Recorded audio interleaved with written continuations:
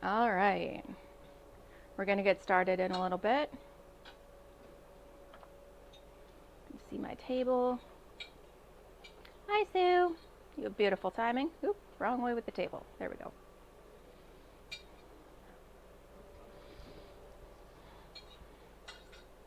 Hi, Anne. Welcome, welcome. Everybody excited? I'm excited. I've been making a ton of these for my for a show I've got coming up this weekend. I'm working on that dozen of each.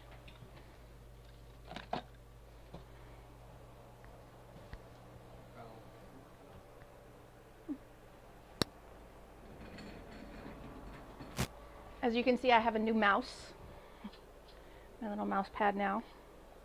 We need to make a little shelf under my prep table to put it.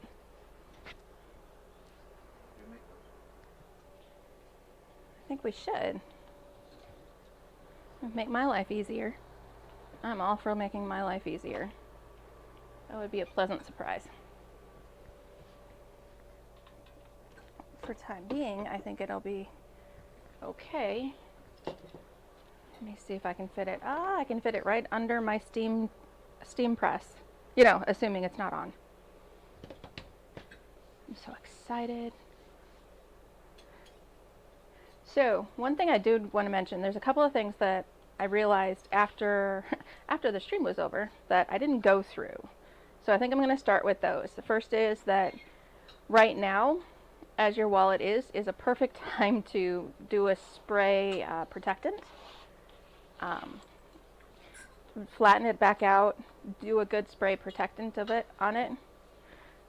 I have some stuff that is shoe protectant that I chose to use. It does okay. It's not amazing. Max Shield waterproofer, and that's probably, oh, that's backwards for you guys because my screen is flipped upside down. But a friend of mine gave me this Never Wet from Rust-Oleum, and this stuff is amazing. This is like waterproofing your tent kind of thing. And I put this on anything that I'm going to keep or anything that I know is going to get a good abusing. So like the bottoms of my bags is usually where I spray this guy, and then I just kind of cover the rest of it with this sometimes. Depends on what I'm in the mood for. But that was something that I did want to mention because it wasn't mentioned before.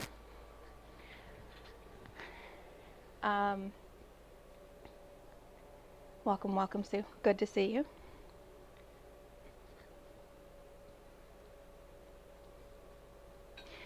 The other thing I wanted to mention was you're going to notice that my my bag is a little, oh, Ian. Yo. The prep table is autofocusing.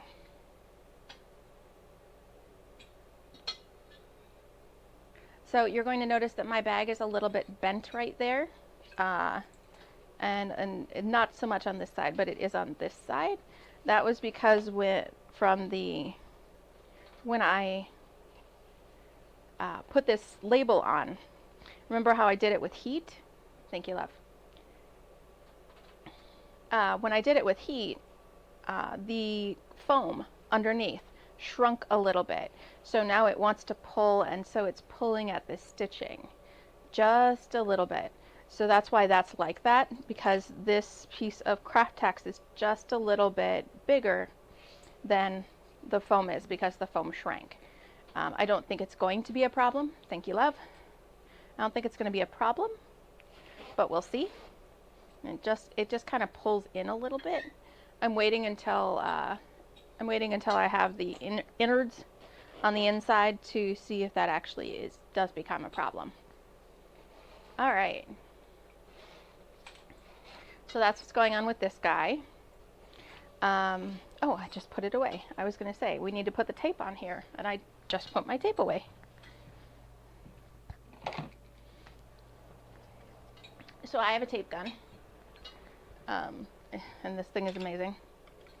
And you know how I taped it anyway, down with Scotch tape because I couldn't find my tape gun. Found my tape gun. The reason we're going to put extra tape on here, even though those threads are already down, is because it makes putting the zipper pieces, these guys, on the inside a lot easier. We definitely don't want to make, like if we have to pull it out, you're going to want to be able to have that a nice smooth transaction so that if you do have to pull it out, you don't have to try and pull it over the edge of this fabric. Nothing gets caught. All the threads are out of the way. So that's why that's going along with that. So those are the things I forgot to tell you. And of course I had an entire week to remember these things that I forgot to tell you. Because that's the way these things go. And this table is supposed to be just a little bit further this way. Sorry about that, folks. Okay, so we're going to get started. We are on page 19 because we need to do a few marks. I know it says page 23 on oops, wrong way, there, right there. We're going to do tiny bits on page 19 really quick. 1 second, please.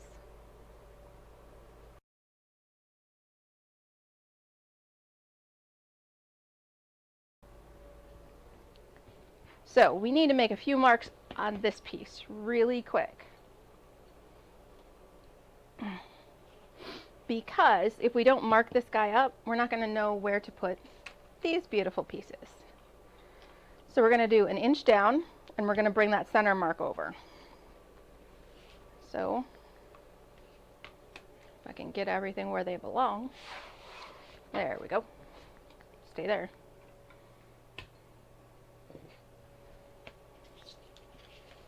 So not on the notched end. The notched end basically is the right and left. So keep that in mind. We just want to mark the top and the bottom. So we're going to mark an inch down and make a line along the top and an inch down on the other side and make a line along the top. This is going to be the vertical placement for that guy right there. But we also want to make sure the center of the stitching between our credit card slots is in the center. So we need to find the center. Now I could go get the piece, but I know it's just under 8.5, so I kind of wiggle my ruler over and do 4 1/4.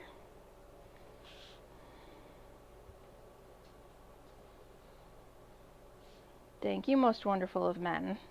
He brought the soda drink up. Love you. Have fun. I plan on having fun. Thank you. My husband Ian says hi to everybody. Every time I do one of these, he giggles when I'm hoarse later that day. After this. Okay, so I have a center there and a center there. I'm just going to connect those two.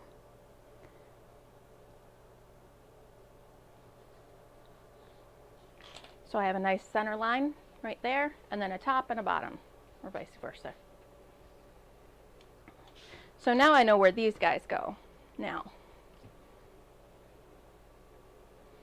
ooh, we didn't glue these two together, we just folded them over. Okay, I'm going to put a little heat adhesive on there and on there. It's going to make life a lot easier in a little while. You can put glue down there, whatever works for you. It's just going to be a tiny bit. We'll flip over to the ironing board and take care of that. If I can figure out where my ironing board is. There my ironing board is. Haha.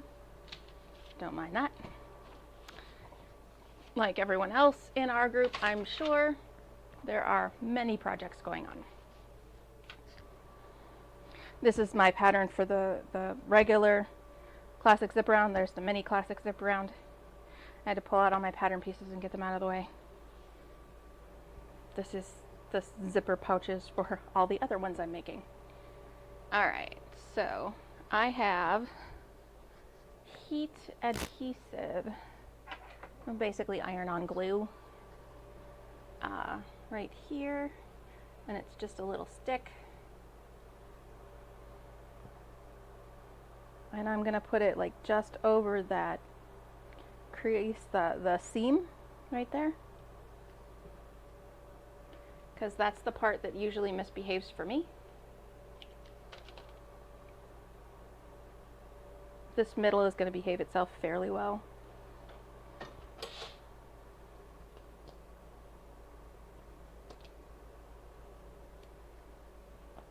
I tried doing this whole part without putting any adhesive or anything like that between the two layers, and it didn't work for me so well. They still started skidding a little bit. It wasn't a ton, and it was something I could compensate for at the sewing machine, but it's a lot easier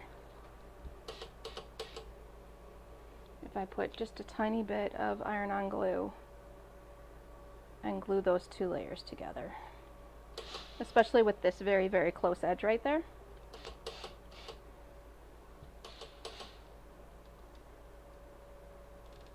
There we go.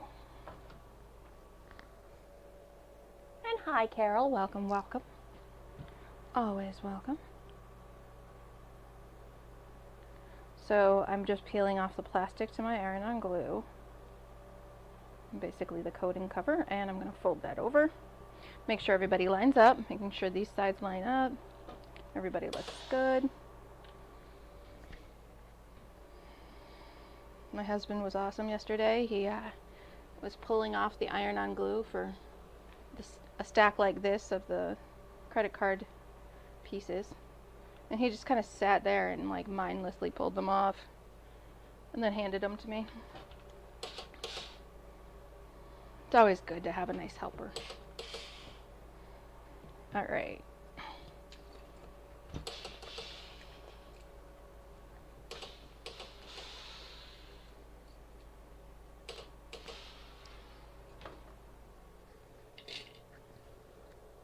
And hello, Jeanette. Welcome, everybody. All right, back to the prep table. All right, so, excuse me. So the next step is on page 23, I believe. Maybe. Nope. We are on page 25. So we're going to put our credit card slots onto our backing. Now this is where Sue's directions suggest you put a little bead of glue right here and a little bead of glue right there. I don't find it's necessary because I'm going to do this a little bit differently, and it's going to be, to me, a little bit faster, but you know, everybody works differently. That's the fun of this. So what I do is I just clip this guy in place, and I'm going to clip all four. Now be really careful when you set this up. You want your folded edges to be to the middle, so that open edge should be in the middle. Your credit card slots should be towards the top and towards the bottom. They should be out, because remember, when you fold this up, you're going to want to put your credit cards in like that, and your pocket should come out like that. So I have my credit card folds going that way for the top, and my credit card folds going this way for the bottom, and apparently a spare thread. So I'm going to line up the top of my credit card slot with that line, and I'm going to line up the middle where I did our stitching to keep the two credit card slots apart. I'm going to line that up with this center line. If you want, you can take a marker, like a erasable marker, and make a line across your credit card slot just to make sure that you have it in the right spot. I'm kind of eyeballing it and saying that that's really close. We're going to end up cutting these pieces off later, so no big deal. So the reason I'm not too worried about gluing is I'm going to do a little trick. And I figured this out like after the third way of doing it. And sometimes I put clips on the bottoms ones. You can if you want. I'm just feeling really paranoid because I don't want to mess up on stream. Okay. So these guys are all clipped down. What I'm going to do is I'm going to flip it over. So the first thing I'm going to do, actually, is stitch this line right here. And I'm going to stitch that with right side up. I'm going to stitch both of them at the same time. I'm going to start here, I'm going to back stitch, I'm going to stitch across. That's the bottom, that's what holds the pocket down. You can put a little line of glue between the credit card slot and on the Craft Text piece covered if you want to, but because I've got mine clipped down, I'm not worried about it. I'm going to stitch both of those lines, then I'm going to flip it over and I'm going to stitch right there for the edge of this credit card slot. And by then I'm not worried about it shifting because I've already done the middle piece. And then I'm gonna stitch down both ways, and then because remember this way is up and this way is up because when it's folded in, because when it's folded as the wallet, it's folded like this. So I'm going to stitch bottom to top, and then I'm going to turn it around and stitch bottom to top. And that makes assembling this guy a lot easier and a lot faster for me. Now, the way that the directions say is to make sure you put a line of glue on, Once you have it glued down, you know it's not going to go anywhere. Then you can snip it off and stitch it all down. Again, everybody works differently. This is what I found works for me. So, I'm going to go to the sewing machine and I'm going to stitch these two lines. I'll flip it over so that I can have an edge to follow, 1/8 of an inch in. I'm going to stitch these two from middle to bottom, and these two from middle to bottom. All right, over to the sewing machine.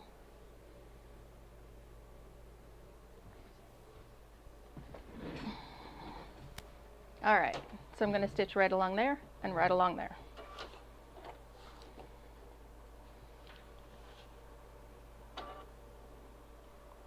And this is something I'm definitely back stitching on. And yeah, I have a heavy duty needle because I'm going through a layer of Craft Tax and 2 layers of Decovil at least, plus all the fabric.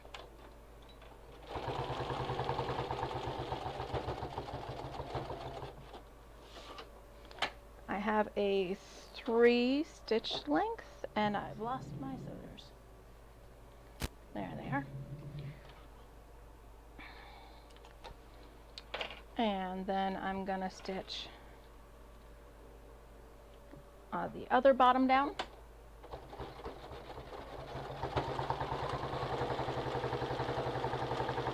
Eighth of an inch away from the bottom.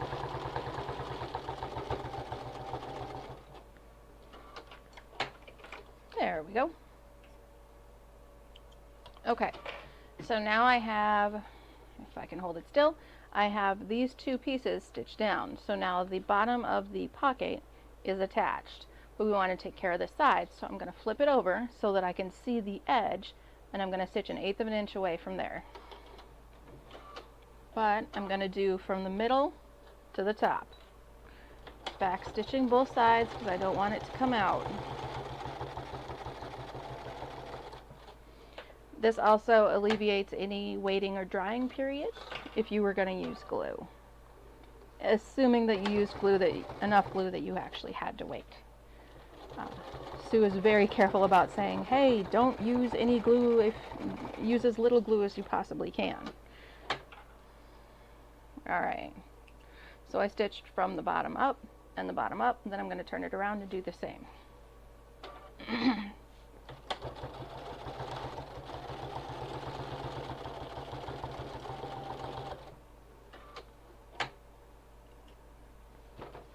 And I almost flipped it over too.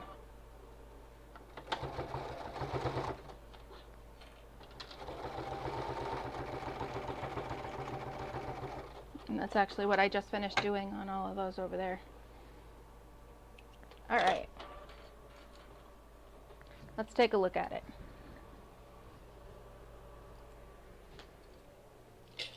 Get back there. Okay. So now I have 2 credit card slots that are very well attached.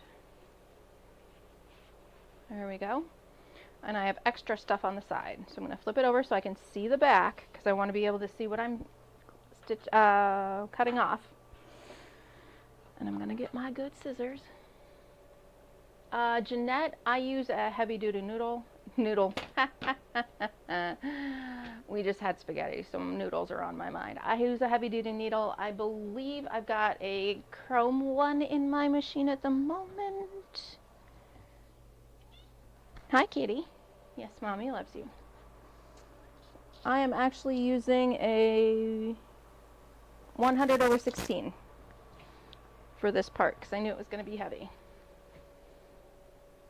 And Gwenna, that's a beautiful name.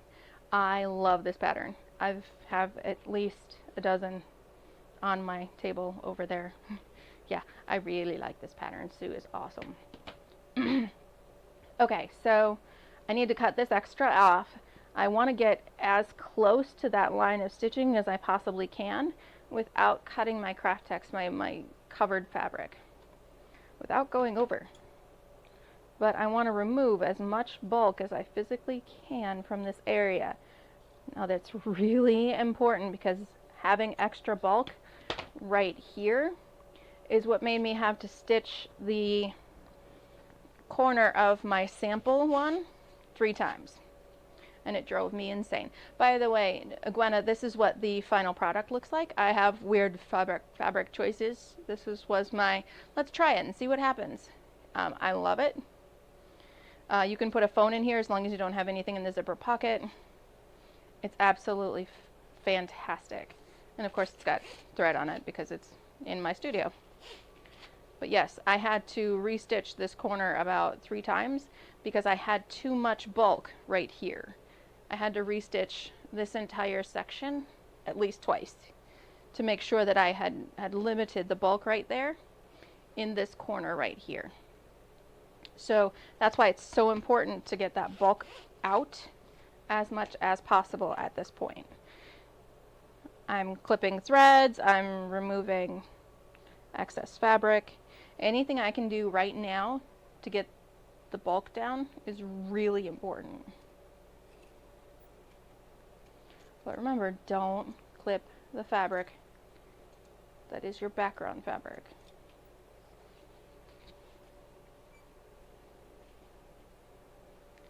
Clip all your threads. And if you folks have any questions about the pattern, Sue is here in case I mess up.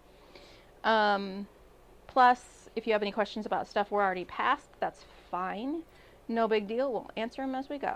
Feel free to type them out in chat.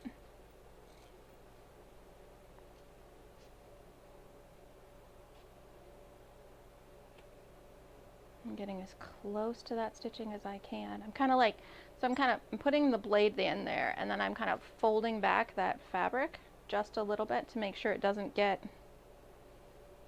start cutting the dark navy blue. There we go.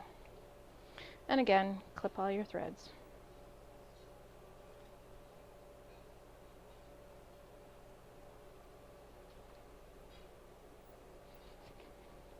All right, looks good.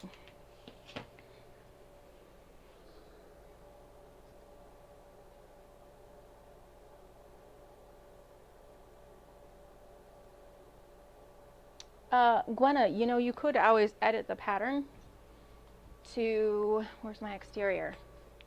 Here's my exterior. Gwenna, if you wanted to add an exterior pocket, you would just have to calculate. So this is 4 inches. So you just have to, before you put everything together, like even I could do it right now if I wanted to, is get another piece of fabric and stitch an exterior pocket right there. Like do a little box pleat right there. And then just tack it on. Just make sure you stay careful and away from that curve, because that curve is going to get you every time. You can put an exterior pocket on it. Be creative. Go for it. You know? It would work.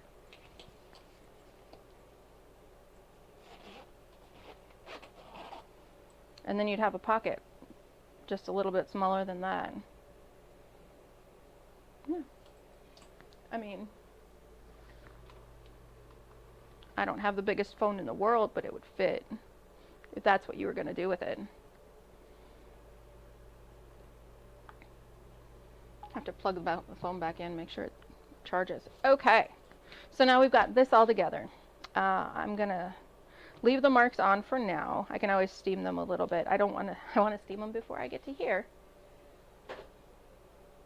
She saw Vera Bradley. She liked, I don't blame her. I enjoy Vera Bradley too.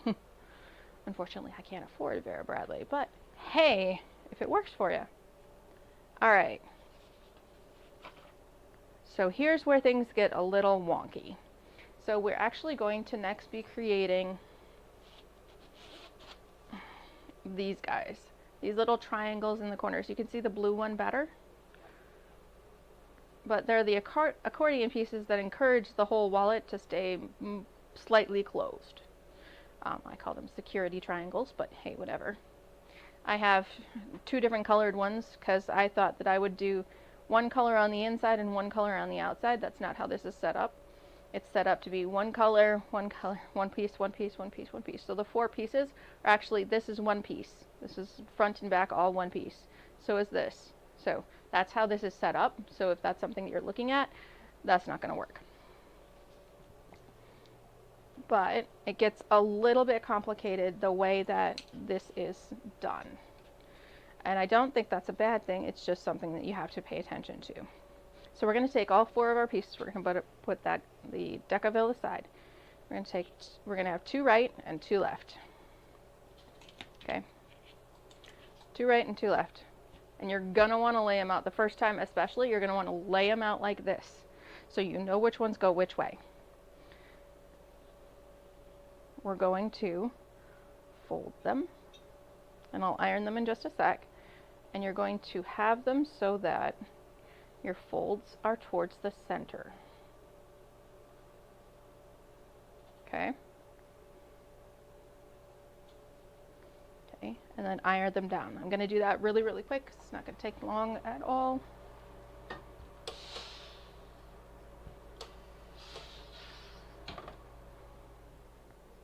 Just so you have a good crease so you know who is where.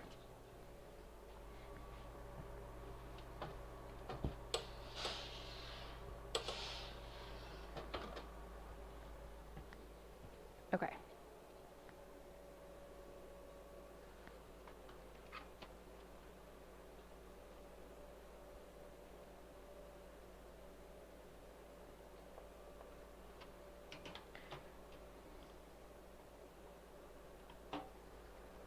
Sorry, I had to get that arranged. Okay, so we have these 4 pieces.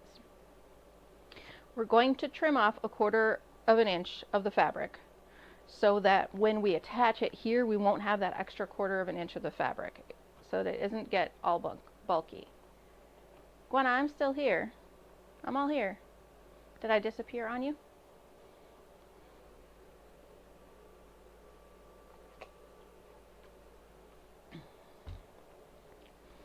So we're going to trim off 1/4 of an inch on the outsides of all 4 of these, because we're trying to reduce the bulk when we stitch them onto the edges here. Okay. Now I found that I had to be really careful when I did the stitching and the cutting to do only 1/4 of an inch. Don't go too much, don't go too little. I'm here. Gwenna, I'm worried about you.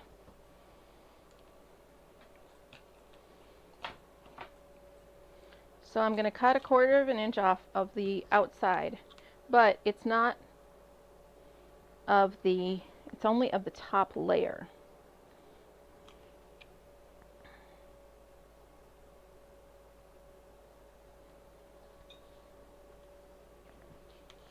Okay, so what I mean by that is we're only going to cut off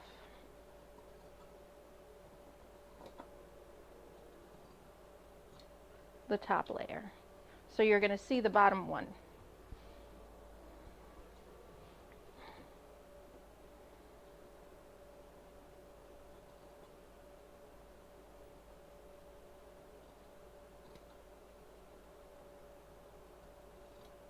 Okay, makes sense?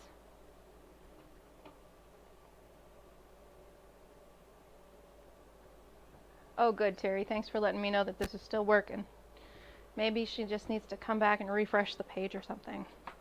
Try that out, Gwenna, if you can hear us. Okay, so we're going to cut off 1/4 of an inch just on that top layer, and only on that top layer. You want to keep the bottom layer intact, because otherwise the pattern piece would be 1/4 of an inch smaller. I'm going to do that on this set as well.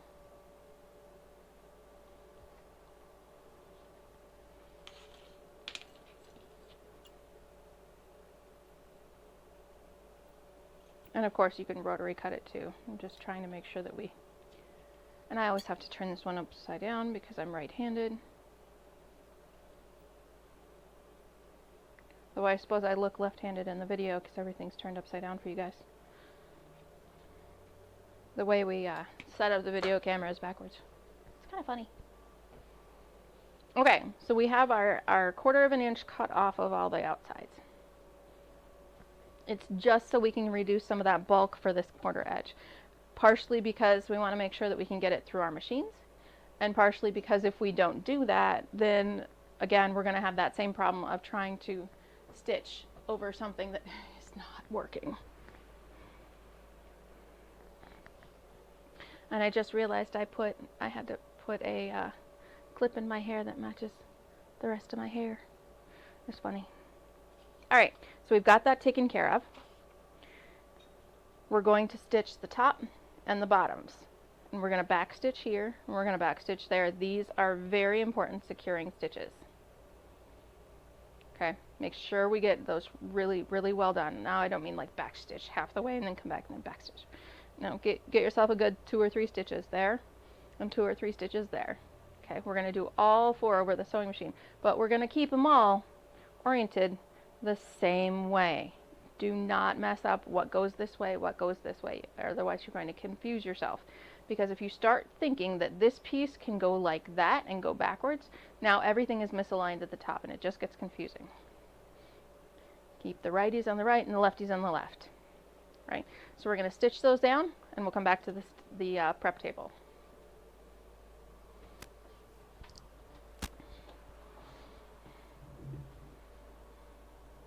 So these are my righties. Make sure everybody's lined up. And I believe we're at a 1/4 of an inch seam allowance, but I want to double check and make sure I get it right. Nope, 3/8. See, this is important. Ah, yes. So when I did this, so it's a scant 3/8. When I did this the last time, I did mine a bit too much of a scant 3/8, and my little security triangles ended up being too big, which was less than helpful.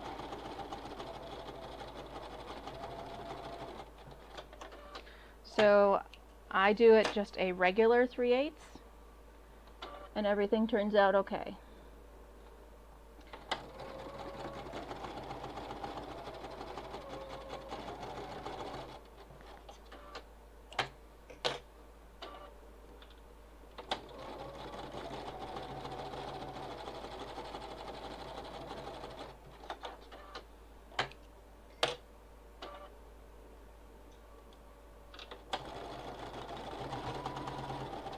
And this is the stage I'm actually at with all of my other dozen pieces. These are my triangles down here.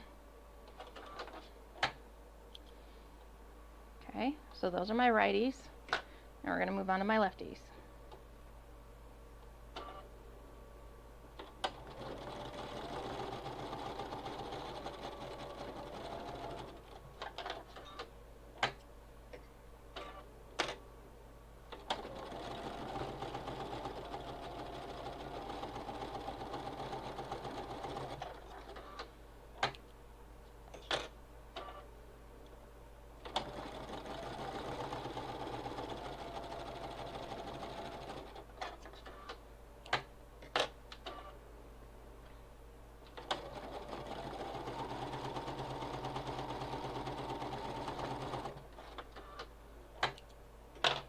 Alright, so we've got all of them stitched, and see, now I'm holding them backwards. So we have them all stitched, scant 3/8 to 3/8 of an inch from the top, back stitch at the beginning and the end. Back to the prep table. Alright, so now we have our seam allowances folded. We're going to take our Decovil. That's next. Oh, Gwen, I'm so glad we got you back. So now we've taken our pieces, we've kept one side on each side, we've trimmed off a 1/4 of an inch from the top piece of our rights and our lefts, and then we stitched 3/8 of an inch to scant 3/8 is right in there, top and bottom. Now we're going to play with our Decovil. So she says to make an F So fold it, what is it? Fold it in half with glue side on the inside and mark an F close to both sides so you know which side is folded. I don't think we have to go so far as to mark an F, but I do want to mark which side is folded, and that's important. So fold it glue side in, and I'm just going to put a little dot in the corner, and on this side I'm going to put a little dot in the corner so I know that when I open it I know which side, which straight edge is my fold. Okay, so I put a little dot right there so I know which edge is my fold, and then we're going to cut this guy in half.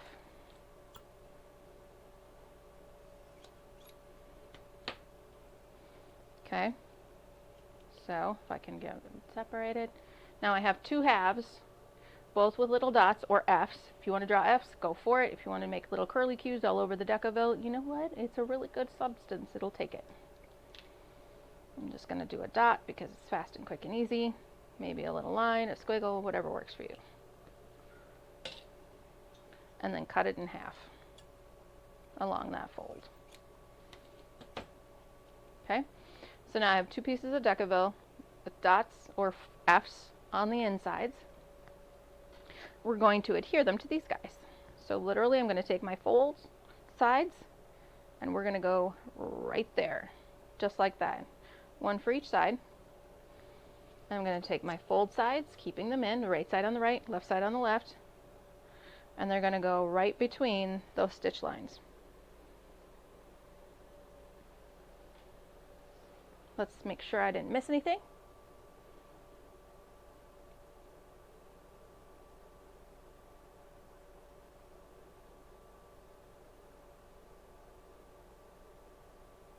So she says very specifically we want to adhere this to the side that was not trimmed back. So let's take these guys off. So we're going to flip everybody upside down. So now my folds are over here. Don't get confused. Don't get confused. So this is the edge that got stitched, that got cut off. There's my fold. You're going to go there. Here's my fold. Here's my dot. You guys are going to, you guys, I am in Chicago. I suppose that makes sense. Everybody goes like that. Okay, so we have the fold of the fabric next to the Decovil. I know I'm saying it a lot because it gets a little bit confusing. This is the part that I haven't done for my big set because it gets a little confusing. So I'm going to go adhere this over on the ironing board. How's the light on my ironing board? Oh, that's just fine. Okay. I have a big bright light above my ironing board, but hey, if I don't need it. And watch your fingers. Keep that centered between the stitching. Ow, ow, ow, ow.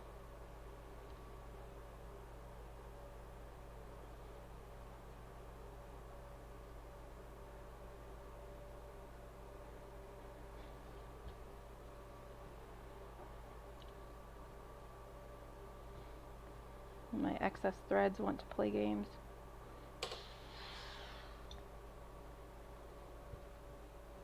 There we go.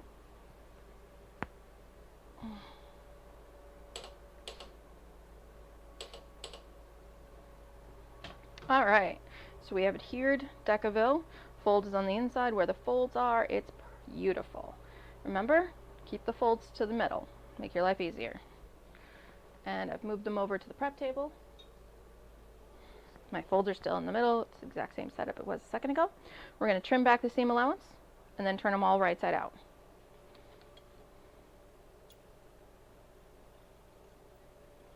And I'm just kind of messy, quick cutting it basically in half. Ah.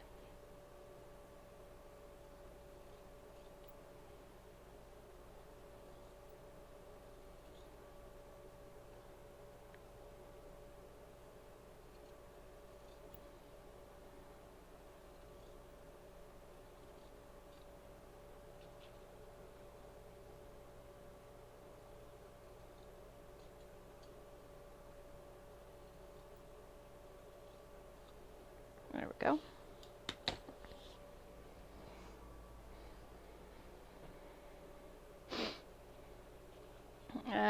right here is the reason I said to make sure you do your back stitching, because otherwise it would be very hard to turn these guys right side out.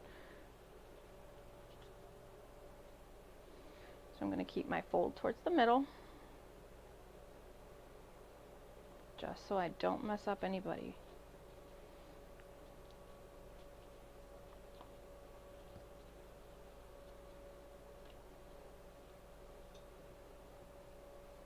And right now that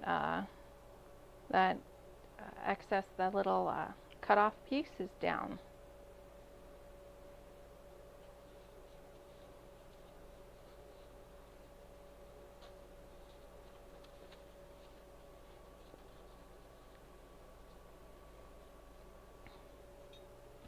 Fold towards the middle.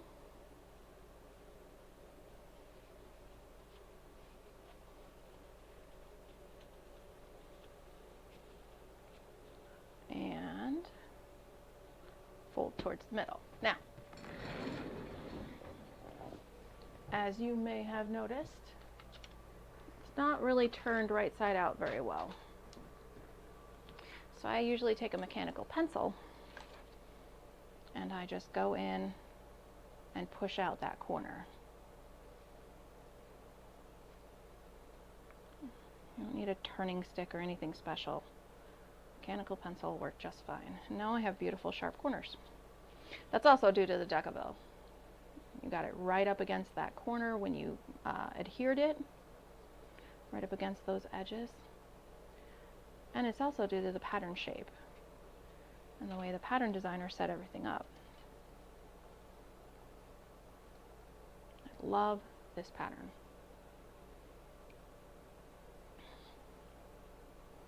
I really can't praise Sue's designing abilities and her ability to write things so that everyone can learn. Because the way she writes directions is the I'm not quite sure what I'm doing way. But she doesn't talk down to the people who do know what they're doing. It's really beautiful. All right, we got all 4 of our corners together. And we'll get you out of the way. Okay, so we're going to press them down just to make sure that they're, see how they're a little poofy right now? They're just a little bit poofy. I'm going to press these guys out really quick, making sure to keep folds together, keep them in sets, because otherwise it's going to get confusing, I promise.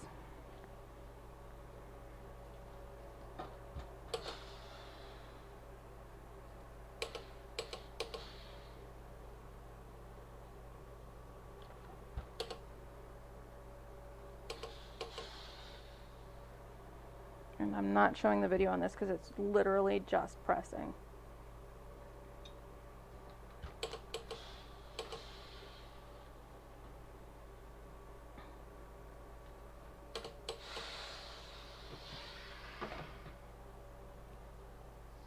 Okay, now they're laying flat.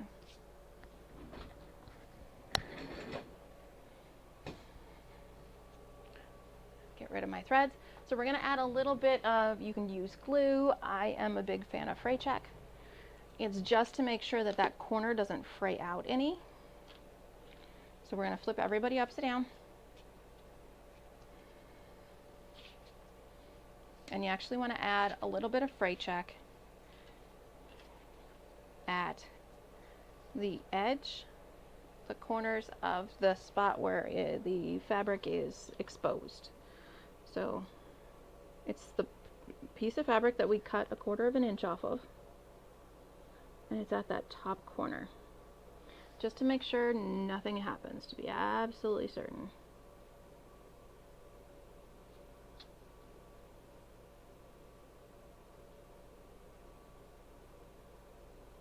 Just in case. You can use this with glue. I'm just a big fan of fray check. It dries quickly and tends to not misbehave.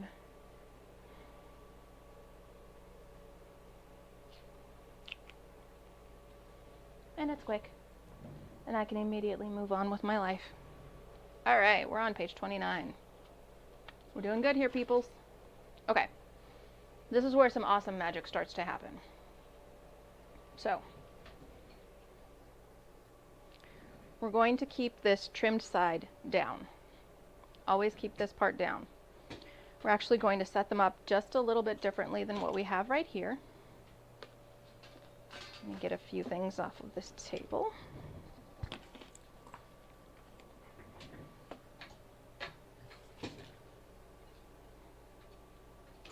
Okay. Put this front and center. Now, we're going to take each of these and put them where they're going to be attached.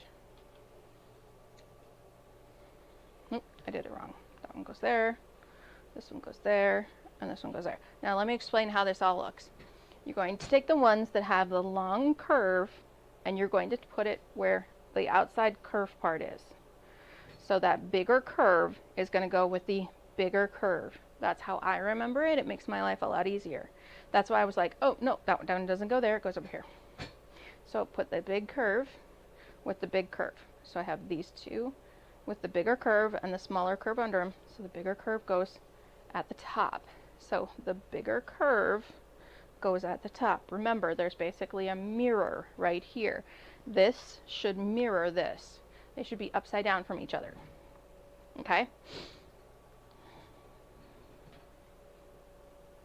This is where it took me a few minutes to go, wait, what? I had to read it through a couple of times. I'm tucking in a few loose threads. Just because I don't want to clip them off, and I'm OCD like that.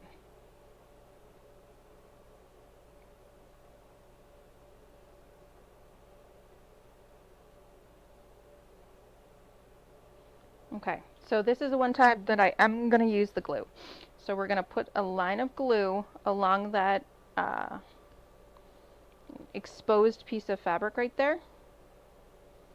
And we're basically going to place it right in line with our credit card slots, right under our credit card slots. Now, don't worry too much if you don't catch this cut off part, this cut off line right there under this piece. You should, that's where it should be. She has us actually draw a line. Slide the accordion pieces under with a 3/8 of an inch line. So it's an 1/8 of an inch longer, or wider rather. And of course I put my ruler up. Tisk on me. So let's draw that line. Let's make our lives just a little bit easier. I knew there was something I was missing. So we're going to draw a line. 3/8 of an inch in. 1, 2, 3. Now that 3/8 is in from the raw edge of the original piece. 1, 2, 3. Make sure I got that right. Yep.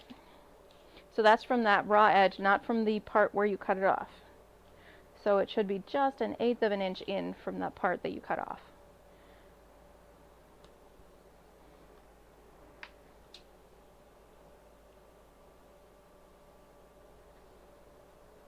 There we go. All right.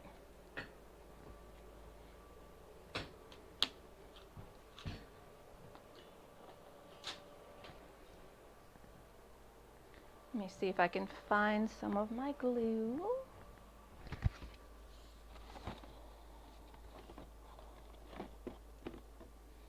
So everybody asks what kind of glue I use, and it really doesn't matter as long as it says it's for fabric. I use whatever kind of glue is on sale at the time. So I'm going to pull this back down because I haven't moved my accordion security pieces. They're still in the same placing. Again, long curve with long curve. So I use whatever glue happens to have been on sale when I needed to go buy glue at the store. And I will get it from wherever has it on sale, because it doesn't actually matter in the long run. Except it would be great if it would come out of the tube. Ah, there we go. You don't want a ton.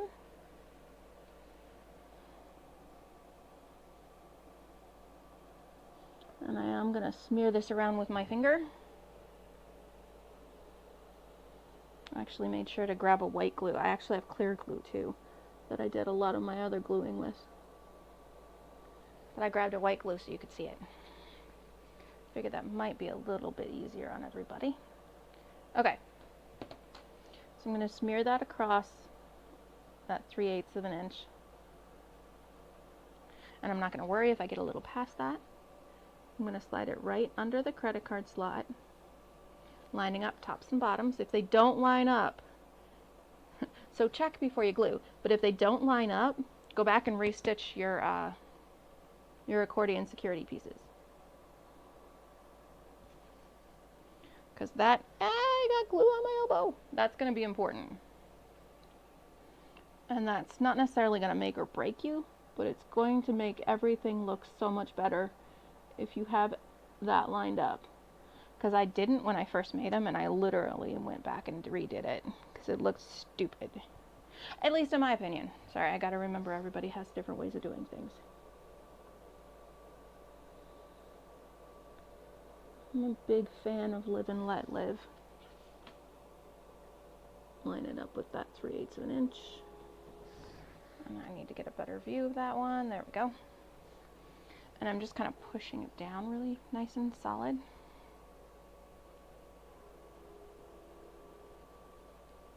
And I'm making sure there's glue on.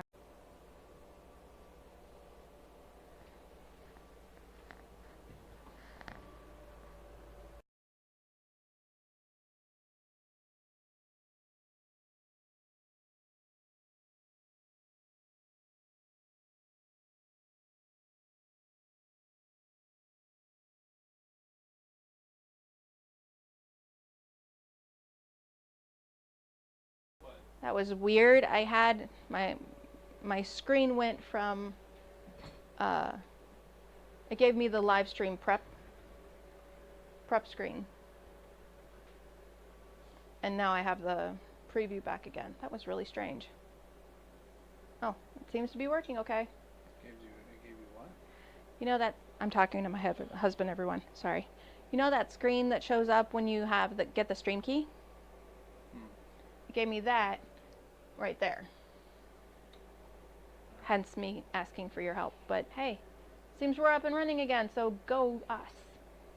Thanks, honey. I have a wonderful husband. So now that we're back,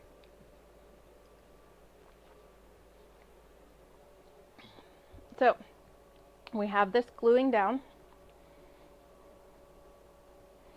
While we're letting that glue set, I did end up doing a little bit of check and making sure that at these corners, these top pieces, I want to make sure that I don't have any of the excess fabric hanging out. So the edges of the part of fabric that we cut back, because that's going to be right here. And that's going to be right next to where the zipper is going to be. So I want to make sure that I have that all cut off if I need to have it cut off. Just in case. All right. So now we're on page 30. So while this is drying,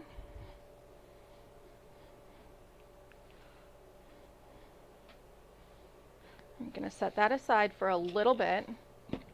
And we're actually going to pick up some of the interior construction. So we're going to have to come back to page 30 just to finish this off. Basically, we're going to fold these pieces over and clip them, glue them down and clip them down, and then stitch after it dries. But we want this piece to dry first because I don't want anything to bad to happen to this part right now. So we'll come back to this in just a minute. But we're going to skip to page 31 real quick. And I'm going to find my clips. And I'm going to put a clip on page 30 so we can come back to it. All right, everybody. Ready for zipper pouch? I am. I am very ready for zipper pouch. All right. So, everybody get your zipper. Oh, Sheila, it's my pleasure. I'm actually having a really good time. You guys are a great audience, and no one has screamed at me yet, so we must be doing something right? So I have my zipper, I have my 2 pieces of Decovil or your fusible buckram. I never know how to say that word either. That's the 7.5 inch long one, not the 3 inch. And 4 pieces of interior fabric. 1, 2, 3, 4. All right, 1, 2, 3, 4. Okay, so this is going to be the interior zipper pocket. That's going to be this guy right here. The two zipper, the 4 pieces are 1, 2, and then 3, 4 on the inside. When I was putting this together, I had meant to have 2 blues on the inside and 2 greens on the outside, or vice versa. And I was going to do 2 blues on the outside and 2 greens on the inside. But when I started putting the zipper on, I put one of them backwards. And I just decided that it's okay. It's a test piece. It's fine. And then the zipper tabs are these guys, these little guys right here at the top on either side of the zipper. What's going to happen is we're going to put this pouch together, and almost completely together, except the sides are going to be just a little bit raw. They're going to be between these layers, and we're going to sew them when they're all the way out here like that. So we'll sew one like that, we'll open it back up, and then we'll pull it all the way out the other way, and we're going to sew that one like that. If you could see it, there we go. Little complicated. Took a little effort to get it under my machine, but it is possible in a regular domestic. And that's why I do all of my testing stuff on a domestic, because you want to be able to see it, all of that, what you can do on your sewing machine. But let's get started. So I'm going to take a 7-inch zipper and put it right side up with my zipper pull on the left. And I'm going to take the safety pin off my zipper pull, because that is less than helpful.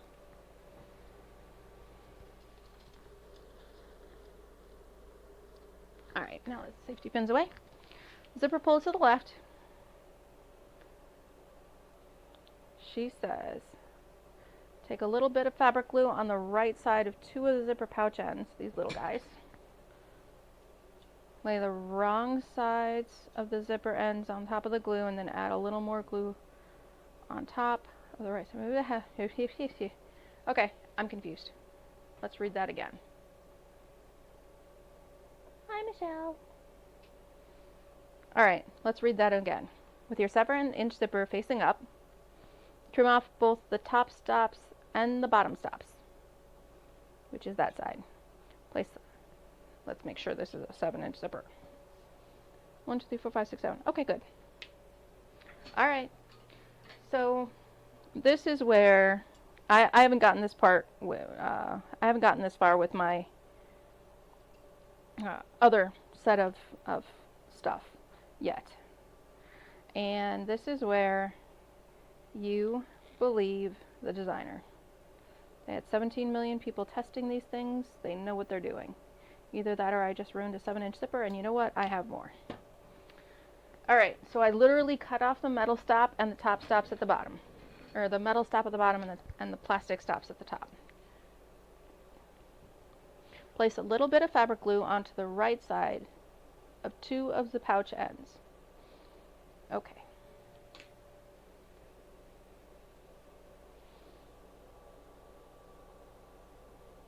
Come on, glue. There's my glue. It's coming out strange, but there's my glue.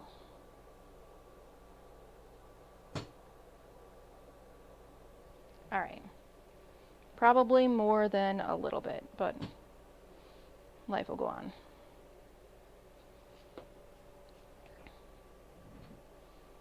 Lay the wrong side of the zipper ends on top of the glue. Like that. Okay. Place a little bit of fabric glue onto the right side of 2 of the zipper pouch ends. Lay the wrong side of the zipper ends on top of the glue, and then add a little more fabric glue on top of the right side of the zipper ends. Dude, I'm so confused.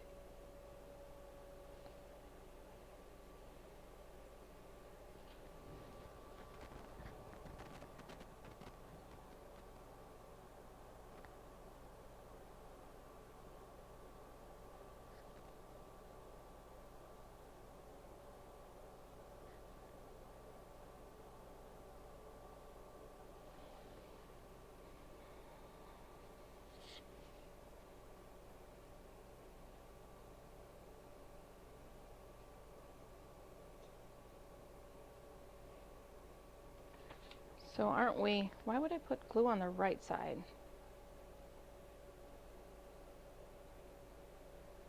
Because we're gonna go, oh, haha, haha. Okay, let me explain why I'm confused. Because I thought I was just gonna take this and put that on there. That's not gonna end well. Okay, so take your glue, put it on the right side of one, and basically you're sandwiching the zipper between those two layers with the right sides towards the zipper. And I don't like pins very much, but I very much like clips.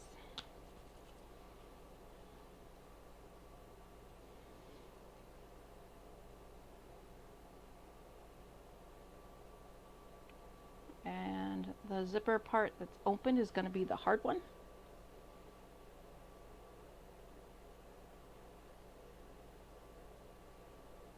And you literally have to squish it.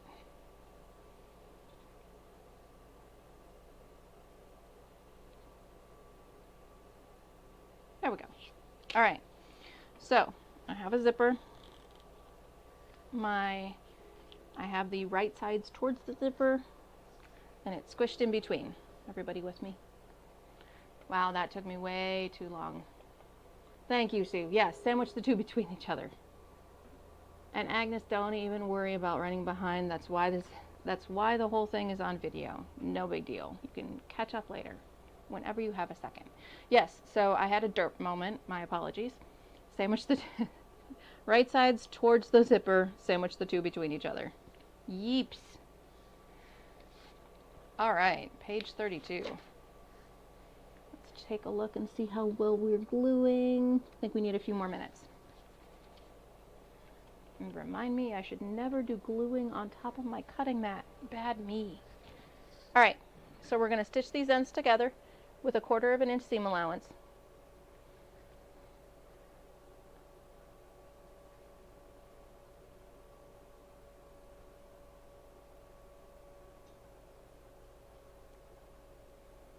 And then do we top stitch?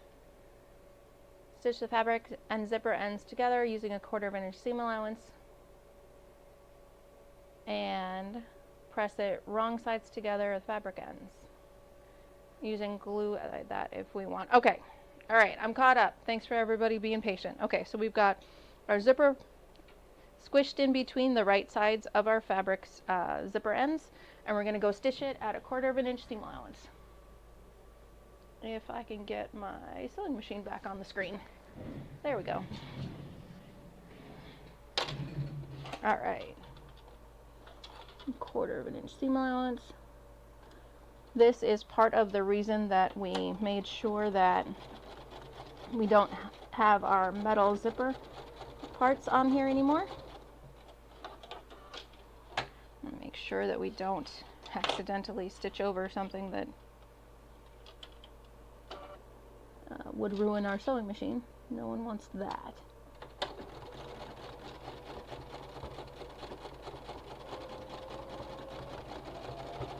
There we go. All right, we're gonna flip these guys open, and there might be a little extra glue hanging out. That's okay, we still like it. And don't worry about, you know, our knee-jerk reaction is we want to top stitch it open. Don't worry about it. Don't worry about it. It's gonna be perfectly fine. If you want, you can put a little bit of glue on here to keep these nice and even. It's not needed in my opinion, but hey. If you want to be extra careful about it, go for it. I love my little wheelie chair. It's awesome. All right, there we go. Much better. Now, we want to make sure that this is 8 inches wide, not wider, because we made our pieces just a little bit wider to make sure we had enough space. 1, 2, 3, 4, 5, 6, 7, 8, just making sure. So we want to center our zipper between those two places and make sure it's only 8 inches wide. So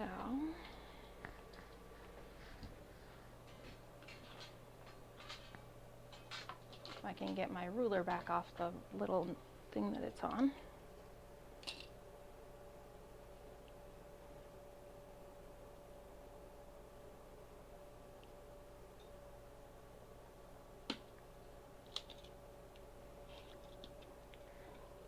And we'll just nip off the excess.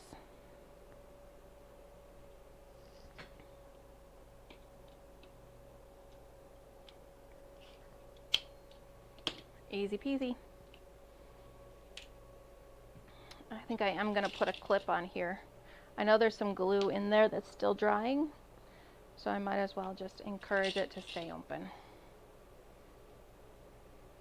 There we go.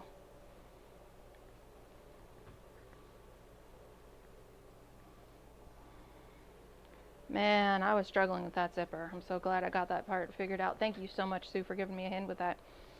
I was just having a derp moment. My brain was not engaging. It's like, no, we're not going to do this anymore. Great. All right. So far, so good. With right side up of one of the zipper pocket fabric pieces, add a bead of glue along the one of the 8-inch edges. Place the wrong side of the prepared zipper along the glued edge, and put another piece of glue on top of that.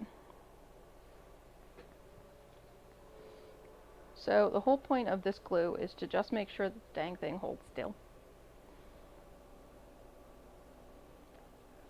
With right side up of one of the zipper pocket fabric pieces, just making sure.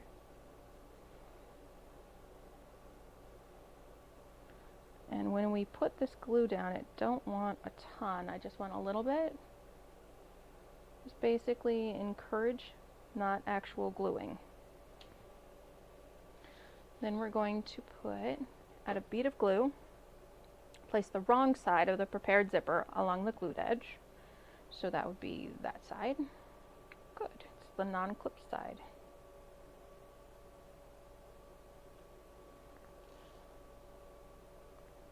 And I decided to zip it up as high as it can go because that'll give me a nice straight edge.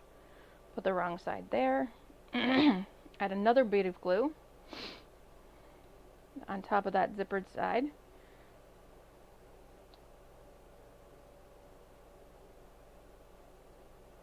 Just a tiny little bit.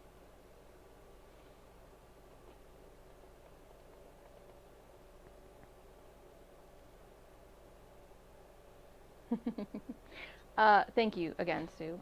Gwenna, the video does end up being start to finish, but it's broken up in a couple of days. Last week we started, week before that we did a cutout. Last week we started doing some serious stitching. We got our credit card slots put together. We got all of the fabric pieces glued on. We talked about craft tacks, everything along those lines. This is actually the second installment of actual sewing, the third installment of the sew along completely. I'm hoping to get to the end by today, but we'll see. And we've got 2 hours to do it. Come on, team, we can do it. Okay. So we're going to do another line of fabric glue, then place the right side of a second piece of pocket fabric on top. Stitch all of the pieces together at the glued edge with a 1/4 inch seam allowance. So again, we sandwich the zipper between 2 layers of fabric, right sides together. All right.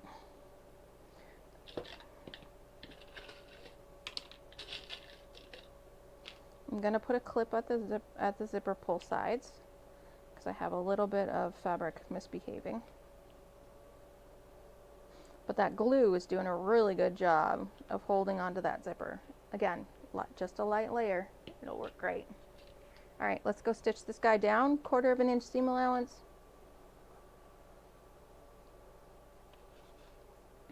And it'll encase the whole thing. We'll flip it back and we'll do the other side. All right, let's stitch this down.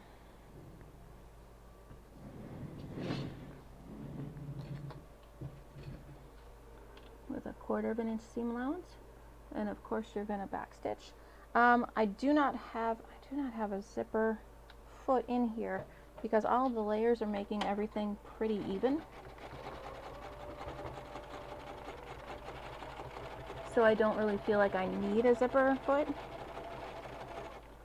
When I get close to the zipper head, I'm going to bury my needle so it's going to be in the down position. I'm going to move everything. I'm going to hold on with my right hand to the top of the zipper. I'm going to pull that zipper pull past where the pressure foot is. I'm going to reline everybody up.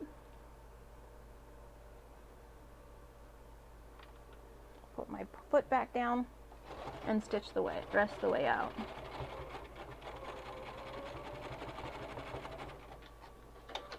There we go. So now we have one side that has beautiful fabric on the outside and on the inside. And we're going to do the same thing on the other side.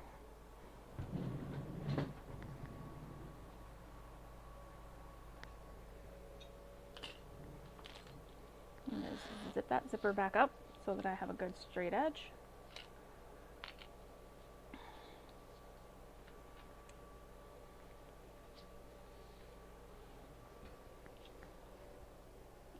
And it says repeat. So, right side up, a little bit of glue,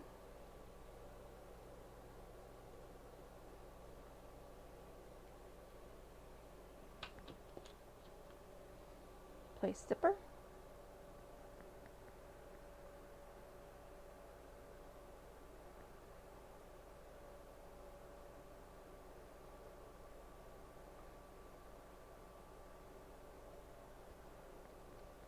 little bit of glue,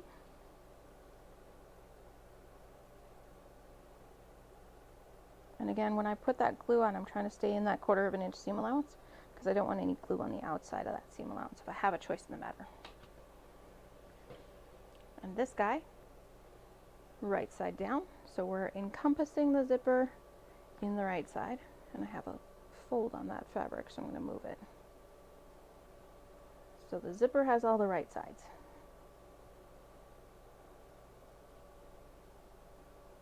Alright. Make sure everybody's even. And we're going to go stitch again. Easy peasy. Nope, that's my iron board. That's my sewing machine. I really love this little scooter chair.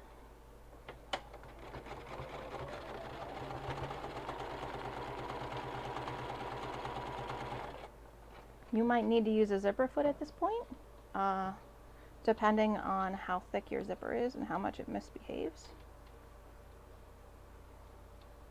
Mine is a very thin, low clearance zipper, like it's really flat. That's why I didn't change my foot out. Alright, and we'll fold you back.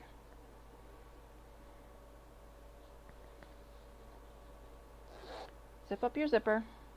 We're going to fold all the layers back and iron it all down. So now I have a zipper, basically a zipper pouch when I bring these two layers together. A zipper pouch that has a pretty outside, and when we open it up, it'll have a pretty inside as well. Let's go iron it down though first.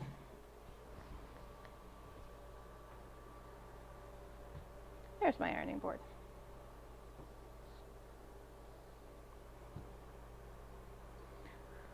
So when I start doing these, I end up trying to, I'll put it down and then I'll brace it with my left hand and I'll pull with my right hand so that I can get a nice good crease. And I'll do the same with this. So now that fold is as flat as it can be.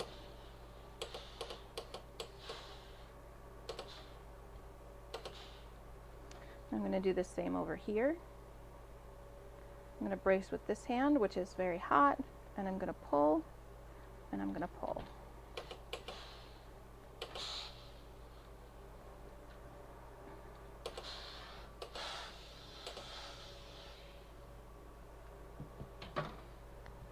And check the bottom. I have a little thread right there, and this is very hot, so be careful. Wonder where I put my little, there they are. I had a yellow clippers that I've been looking for this whole stream, and they were sitting on the prep table. Happy as can be. Alright. get rid of a few threads that are misbehaving. There we go.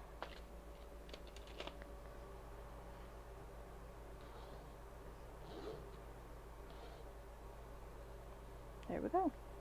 So far, so good.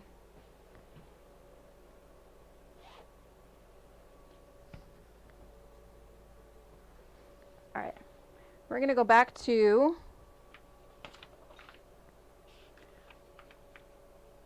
30 so that we can finish this guy out, and we'll pick this guy back up. Now we had stopped because we had glued something on this, and we wanted to make sure that that glue had dried before we moved forward, which is probably what I'm going to do with the dozen of each of all the other ones tonight, tomorrow, so that I can give them some time to dry. Now, we'll put that aside up there. Once everything is dried, you need to fold over and clip in place, making sure that the back of the accordion section remains secured in the back side of the fabric lining. So I'm going to put a tiny little line of glue right here along this edge. I'm not going to put anything on the light blue fabric. And when I mean tiny, I mean tiny. It's going to be maybe enough to wet the raw edge of the fabric, and that's the idea, is to just get that edge of fabric wet with glue so that when I do stitch it, it's going to have adhered very nicely. Just a tiny, tiny bit. All right, and we're gonna fold this over. Now, a couple of things I want you to pay a lot of attention to. First off, you want to make sure that back side, this back part, stays clipped. It stays where it was. That's why we let it dry for a little while and then did this part. The other thing I want you to do is I want you to pull this accordion piece out as much as possible, as tight as you can, and then clip it down. The reason I'm saying this and stressing it so very much is right here, right there, was the reason I had so much fun and had to redo this guy 3 times. And you'll feel that the Decovil is like maybe 1/4 of an inch not at that very edge. That's okay. That's the way it's supposed to be. So you're checking 2 things. You're making sure the back is still adhered and it's not going anywhere, and you're pulling that front fabric as flat as you can get it. Now we'll pound the high heaven out of it later. We'll use a hammer and pound it all down later. But the more you can do that now, the easier your life is going to be. So I'm going to pull it over, and I got a little bit of glue right there. And see, this edge is a little bit out. You want that edge to not be out at all. So I pulled it over just a little bit harder, and it came through.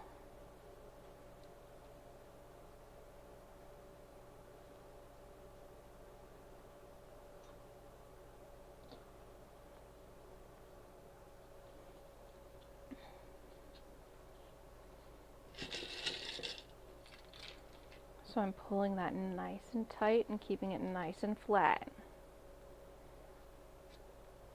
If you don't do this, your later steps are going to be a lot harder. And then troubleshooting and figuring out what in the world did I do is going to be a lot harder. Okay. Now, top, bottom, our little indent curves are right here. Our accordion pieces are folded in, just like B on page 30. Okay, now again, this has got glue on it, so it's going to be set aside to dry. And we'll go back to our zipper pouch. All right, so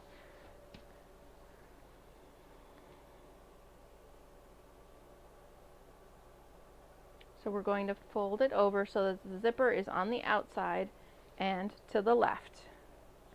And I think I might have missed something. So I'm going to go back really quick. Yep,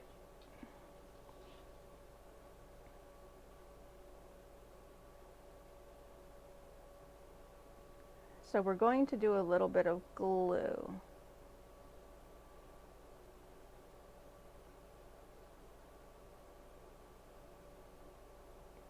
Press right side together, as you did on the other side, centering the zipper in the middle.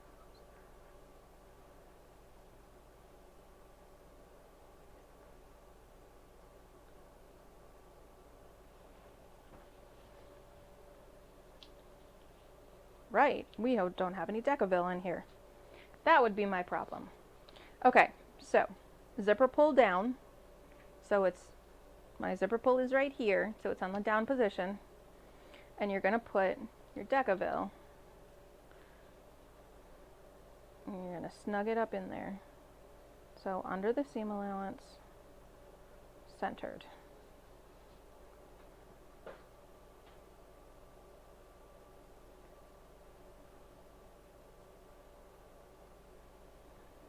And then we're going to fold this bottom piece up using the Decovil as our guide.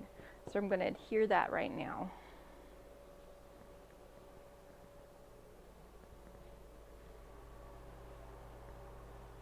So we have the piece of Decovil. Our zipper pull is down. We're going to adhere it, and I'm going to get it centered a little better. There we go. I'm impatient.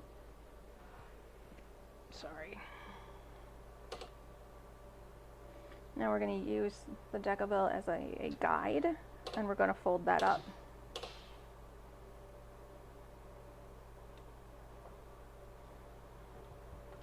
Okay.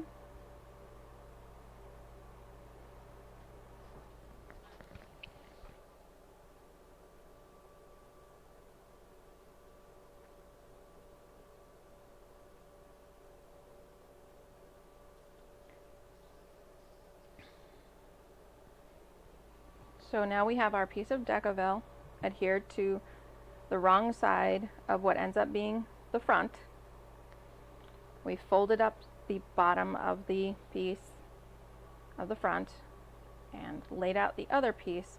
So I'm going to feel for that edge, and I'm going to just lift up, and I'm going to work this edge so that the two are even.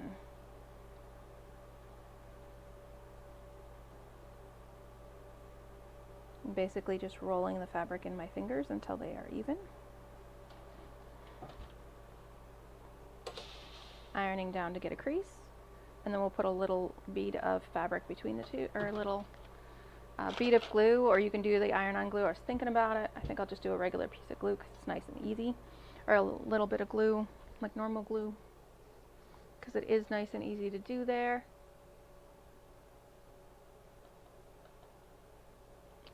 And I believe you might need to refresh your stream. It did do a little weird hiccup in the middle, and I'm not quite sure why. With any luck, it's still behaving, and you all can see what I'm doing. I think so.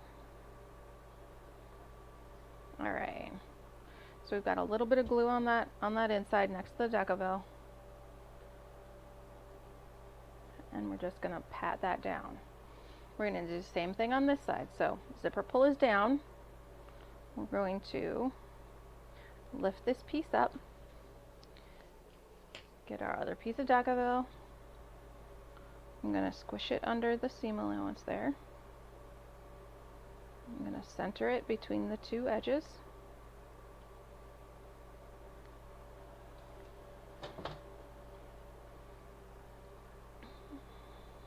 There we go. And adhere. And I really hope you can get back on. Apparently this has been a weird stream for a lot of people.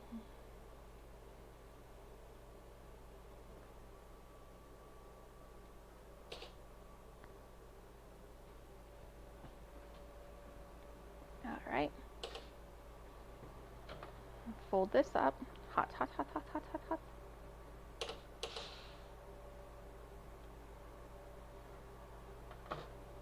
Hot, hot, hot, hot, hot.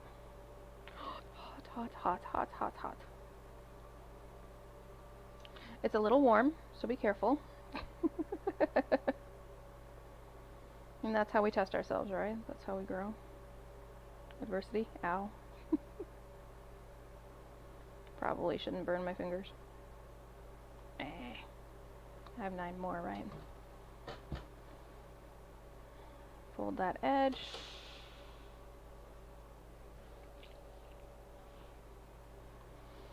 Let it cool off a little bit.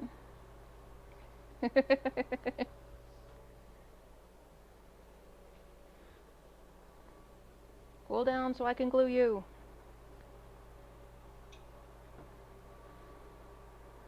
And we're going to put a little bit more glue along that edge. Now, the reason we're doing the glue is because this part will actually be floating. It will not be stuck to the bottom of the wallet. And remember how I pulled the piece out of the sample. So this is actually not attached to the bottom at all. And part of that reason is so that we can actually stitch it on either side. But when you open the wallet, it's all nice and clean, but you need to have a nice clean bottom edge because it isn't actually attached there.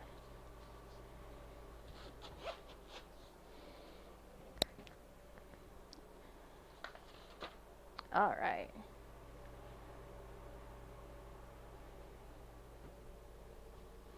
Onward we go. So your piece should now look like this. We're going to fold the piece over so the zipper pull is facing the outside and to the left.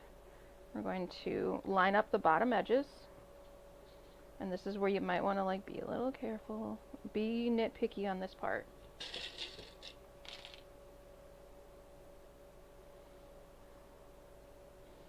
And this is also the reason I was really careful when I lined up our bottom edges back at the ironing board a minute ago, is again, these are going to be exposed. These are going to need to look good. So we're going to line up all those bottom edges.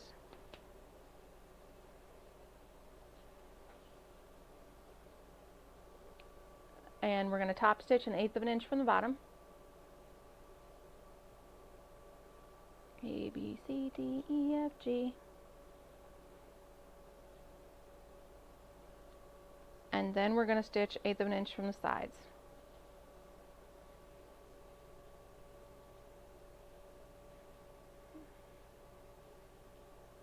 So I'm going to get my threads out of the way now while I can.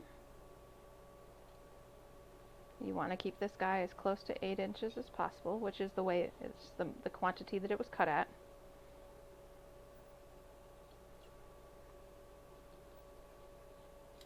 So we're going to stitch across here at the bottom, and then we're going to stitch the 2 sides shut, 1/8 of an inch both ways.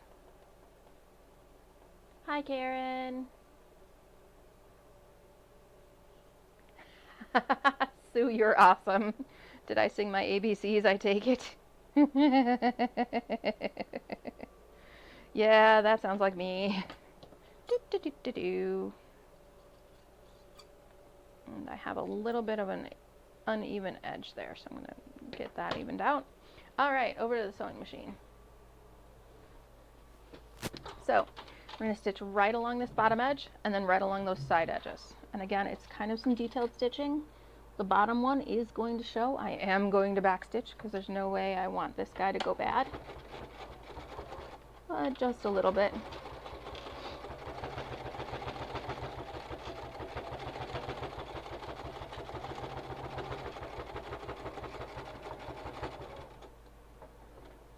And since I'm here, I might as well continue stitching 1/8 of an inch.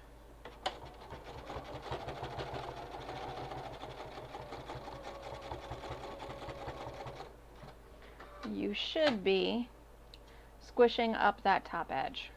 It will get squished.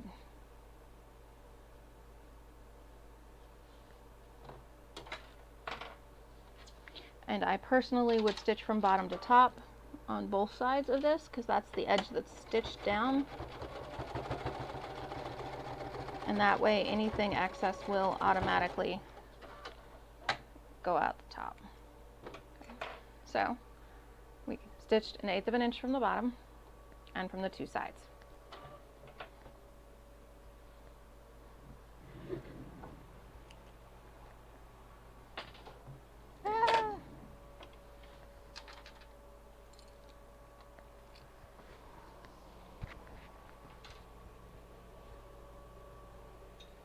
All right, on to page 35. South Mississippi. Welcome, Deborah. I won't mock your accent. My apologies. All right, guys, we're up to the big parts. We're up to actually putting everything together, and this is the part that scares me. This is the part that I need more practice on. So, because we're that far, I'm going to actually go in over to the iron and get out all my my marks. So I'm going to undo this mark. I'm going to undo this mark. I'm not going to undo this one because I'm going to need that center mark, but I'm going to undo most of it, like all the way up to there. Actually, you know what? I am going to undo it completely, but I'm going to put a pin in where it was so that I can use that mark later.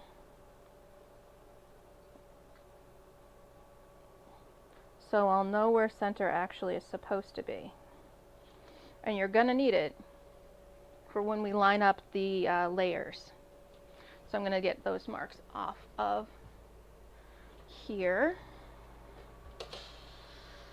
And when I do that, I need to make sure I go to the inside.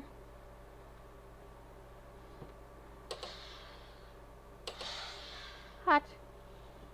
I keep forgetting.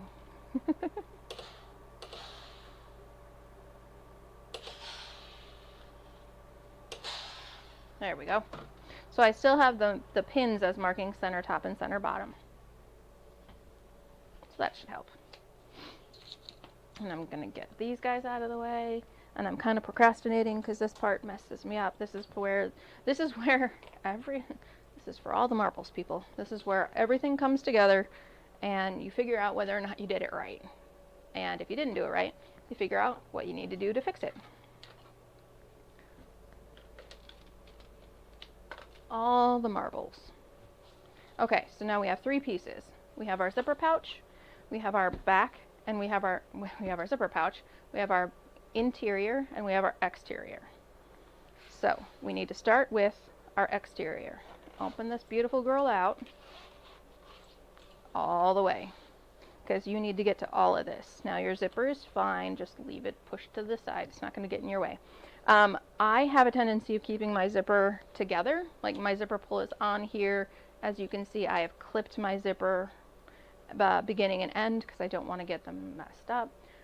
Sue, in her pictures, a lot of the times has them detached from each other. That's fine. My zipper pull went on nicely, so I'm going to leave it there because it behaved itself, so it gets rewarded by staying. So we're going to put some double-sided tape on this so that this adheres to this. Now remember, when you cut this guy out, this piece is just a little bit smaller than this piece. That's on purpose, so that when everything is folded up, the interior sits nicely on the inside. Okay, that's on purpose. The problem is that because this is smaller than this, we have to curve this a little bit when we stitch it down. That's why I'm worried, or at least part of it. Okay.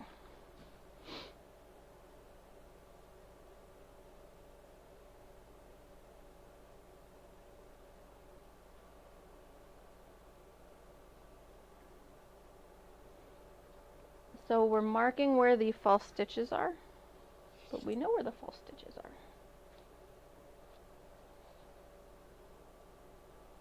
Oh, right. So if you're doing it exactly the way that the pattern comes, you have the false stitch lines. So it's these guys right here are your false stitch lines. So you're actually going to stitch your interior piece from that stitch line up and over, and from that stitch line up and over. What I chose to do is because I don't like how that looks on my outside, I did a pretend stitch from there to there.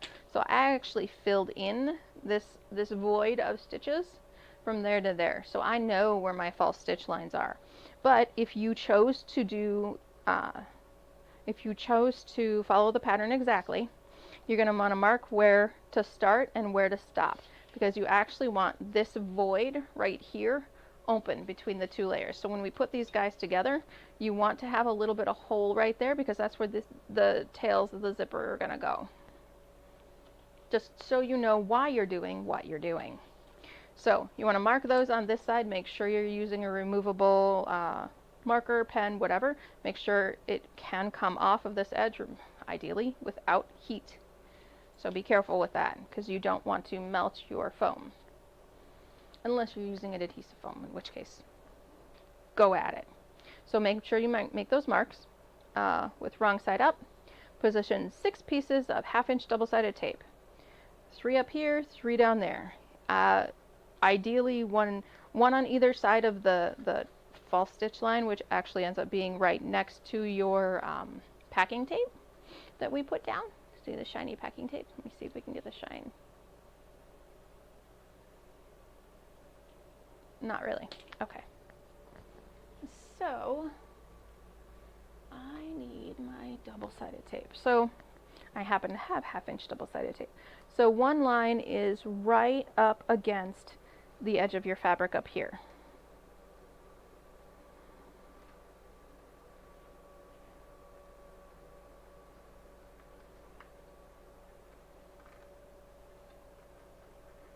And I cannot emphasize enough the idea of putting pressure on this. Squish it down like crazy. And you'll do more squishing from the other side, but still. So basically one right next to the base of the packing tape that basically goes from fabric to fabric. One at the top right next to the fabric at the top, and one basically in between. So you're going to say, hey, are all of these needed? I strongly recommend it because if you don't put this here, it's going to make your life a little bit more difficult.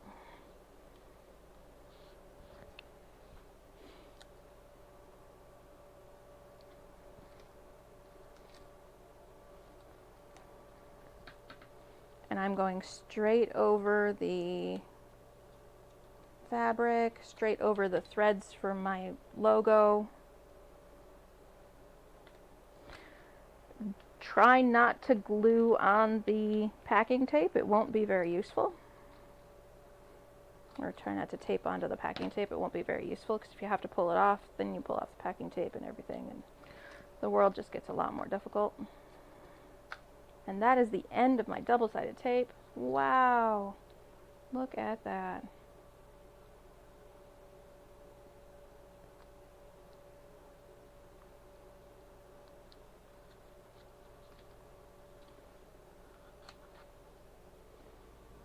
That is the end of my 1/2 inch double-sided tape. That's okay. I have more. Lots and lots and lots and lots and lots more. This isn't 1/2 inch, but that's okay.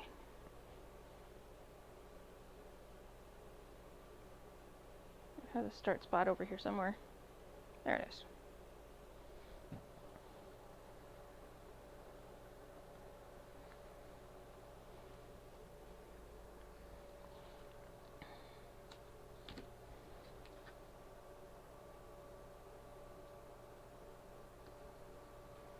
There. Okay. Tons of double-sided tape. And I'm going to get my favorite flattening device out. That would be a highlighter. And I'm going to run that highlighter across all of that tape so that we get a nice, good adherence.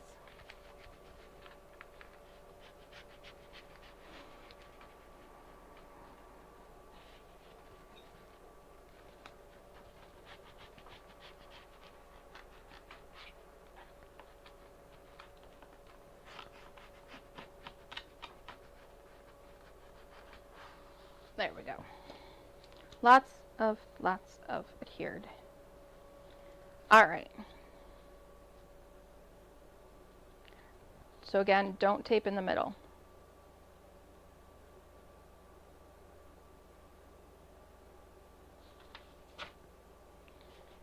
you're going to do one section, so one half of it at a time.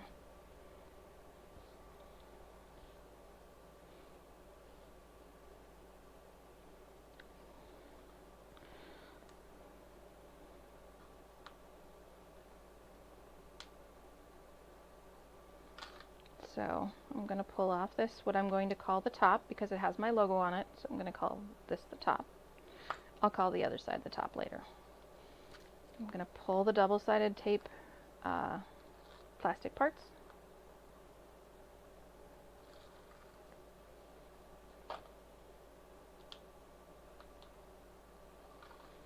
Off. Now,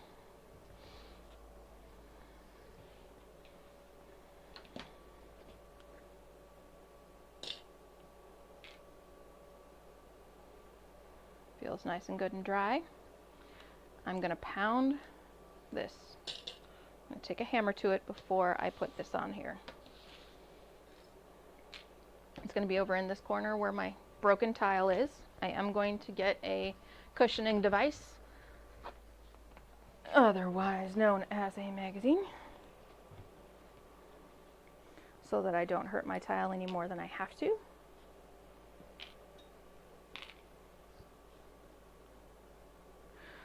The goal here is to get these areas as flat as possible. So I'm going to mute the sound so I don't make anybody deaf. And I just put my hand on the part with the double-sided tape. Good job. Good job. Good job. Because that's not a problem at all. All right, so I'm going to pound the high heaven out of this.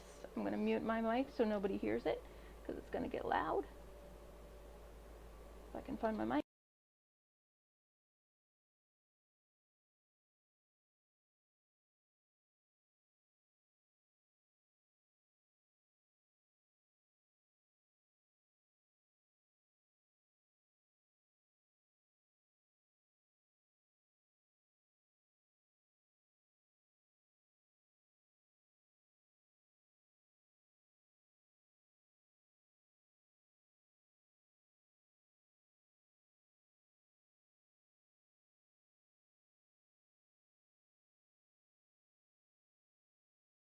All right.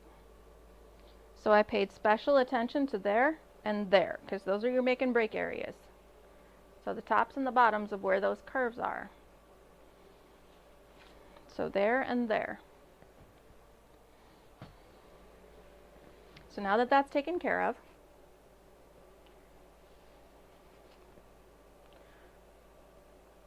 we're going to get center to match center, and we're going to feel to get this top edge, so the top edge of this to line up with the top edge of this. I know this piece is smaller than this piece, but we still want the tops to line up so that everything tries to curve in just a little bit naturally. So I'm going to check my centers. I'm actually going to put a pin in this center so it's easier to see. I'm actually going to put that in the zipper pull, or in the zipper. There we go. So now I can find my center nice and easy.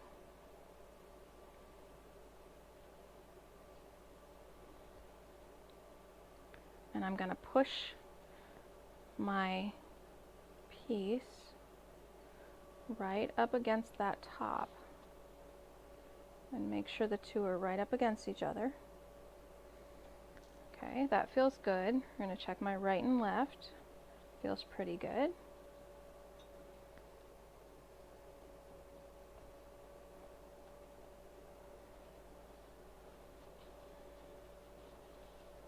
So I'm going all the way around, making sure I'm basically making a really, really even sandwich. I'm sandwiching those two pieces to each other. And it feels a little bit off right here. So I'm going to kind of pull up and kind of shift it over a little, because it felt a little off right here.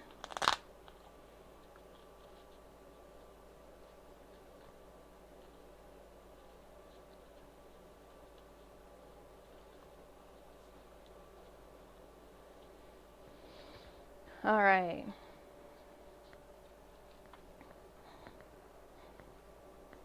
There we go. Just cracked my knuckles doing this. Okay. Now we have everybody nice and tight. So one thing Sue doesn't talk about is checking to make sure the dang thing fits right.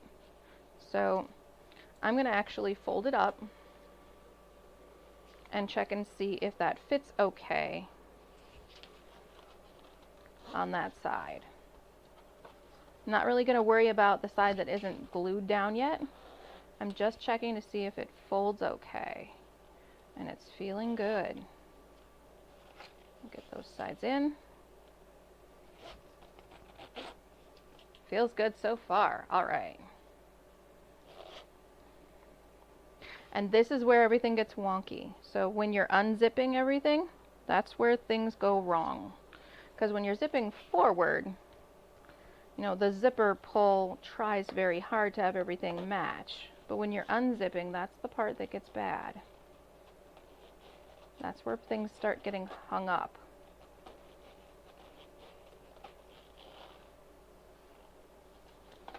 So unzipping around the corners is usually where fabric gets bound. Okay, I think it's going to be all right. So we'll see what we can do. So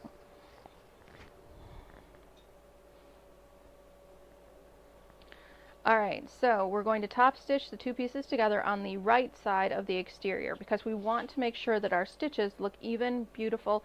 The place that these stitches matter is right here, is on the outside, because everybody's going to see this.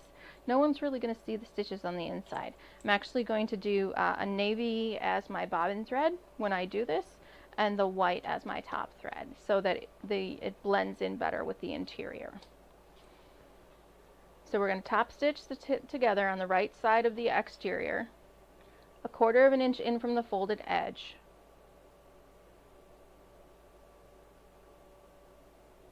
Or 1/8 of an inch from your previous stitch line, whichever works for you.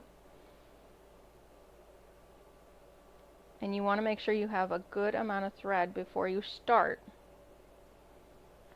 And we will not be back stitching. So I'm going to bury my needle where my pretend stitching started, and I'm going to start there. We're going to have a nice long tail. We're going to stitch all the way around, and I'm going to stop where my pretend stitches. You guys, if you're following the pattern exactly, are going to start and stop at the stitch line. Okay? You do not want to stitch in. You want to hold the accordion pieces and the zipper pulls out of the way and in the way. So we're stitching down the accordion pieces interior. So you want to make sure that those are pulled forward. If you're paranoid, you can put a little clip so that they do stay pulled forward right there. So I'm clipping it to the pocket of the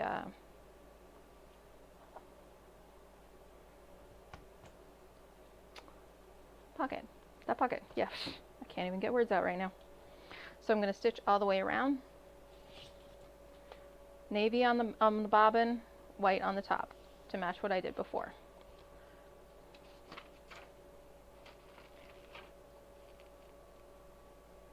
Ready? I'm scared.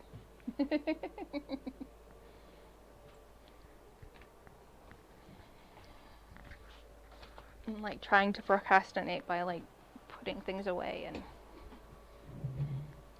because this is folded a little bit, I'm going to remove my table just so I don't like have to try and keep everything flat, because that's going to be a lot more important when we do the next piece. But it'll make my part easier when I do this now too. So nice long tail. Let's get that first. Nice long tail. Because we'll end up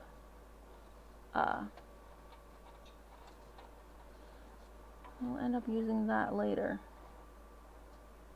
If I can find where my stitch was before.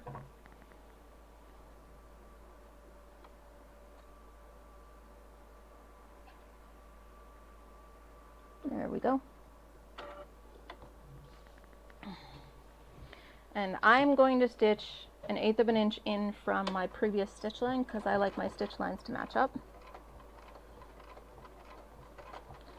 I'm going to go epically slow around this corner because that's what got me all screwy last time. One thing I really wanted to talk about with this pattern specifically, and any other curve that you're going to be making, is when you're stitching, a lot of times we watch this spot right here, like in front of the needle, like right about here, is where we're making sure everything lines up. But you actually want to be watching where the needle is. So my 1/8 of an inch is, so here's my feed dogs and they go like this. But there's my 1/8 of an inch is the inside of the pressure foot right here. So I'm watching the inside of my pressure foot to make sure I'm 1/8 of an inch away from my previous stitch line. But when you start turning corners, if I do that here, my corner is going to look really weird compared to this corner because I'm watching here, not here where the needle is going in. So you want to be really careful to watch where your needle is going in, not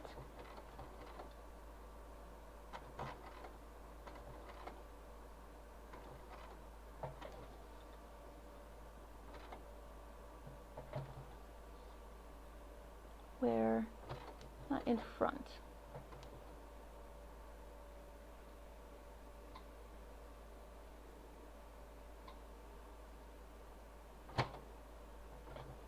My machine's having just a little bit of trouble with all the thickness, but only a little.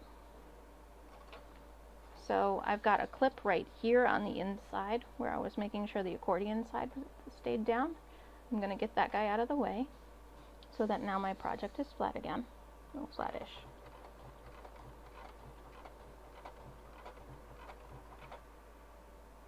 And so I'm looking back here to see how my curve was. It looks pretty good. One of the problems is with Craftex, you can see your previous stitch marks. So you need to be careful with those. So if you take them out and redo them, that's part of the reason the other piece, that other pattern is a tester, because some of my stitches are obvious. So I'm going to make sure my accordion pieces are in. That's why I put this clip over here.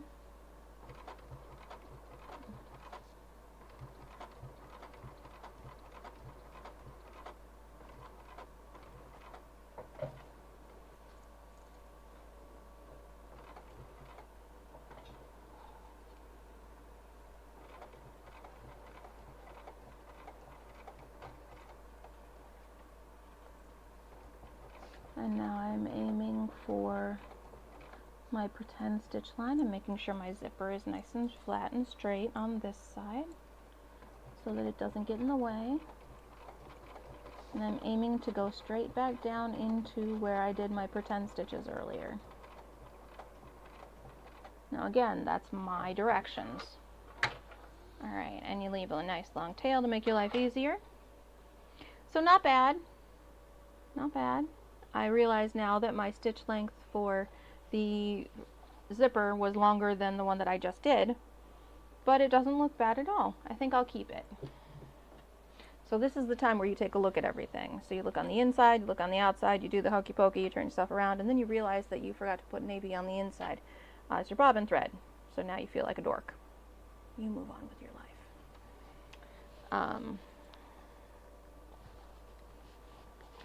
There we go. All right.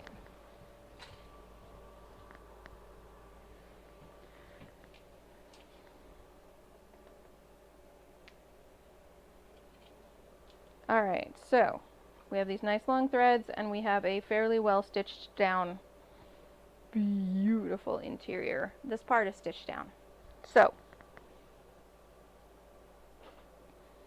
we are going to do the same thing that we did with the back. We're going to pull, when we were doing our pretend stitching on the exterior, we're going to take this thread, we're going to pull it until we find that loop. And we're going to grab our seam ripper. See that loop right there? We're going to pull that loop. That's going to pull the thread that was back here to this side. We'll tie you off.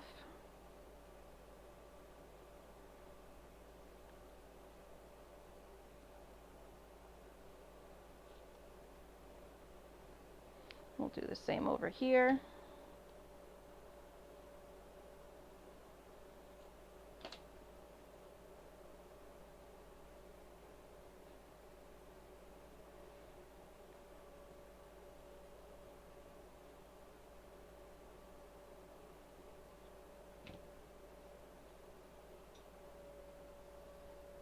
Alright, so everybody's got a nice long thread and they're tied off so they're secured.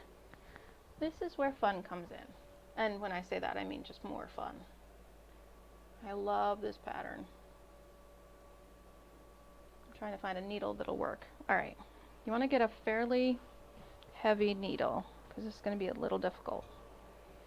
So take your threads, and ideally it is the double thread. So you have both threads in the same. Cut them off so they're even. And put them through the eye of the needle together. There we go. So now we've got needle, threads. You're going to put it into, we're burying our thread.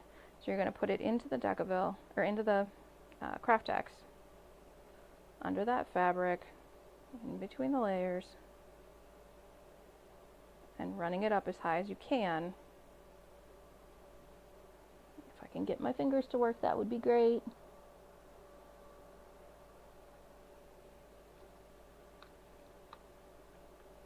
Nobody look, I'm using scissors incorrectly. I usually use my pliers, which I have to go get now anyway. Hi, pretty kitty. How's Mama's baby kitty? Oh, sleepy kitty. Oh, I got kitty tummy. Here's a good girl. Alright, pliers. So I usually get my pliers to pull the needle the rest of the way out. Now, you'll cut that thread off right next to the fabric, and now you have a buried thread. So that tail isn't sticking out, but it's still secure. And we'll do the same thing over here.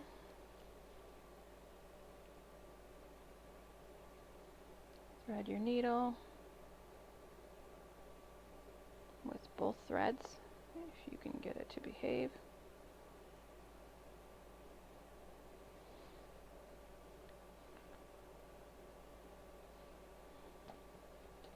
Usually I use the wrong side of the pliers. And then pull it the rest of the way out. And of course it wasn't threaded properly when I did that, so things didn't work. Great.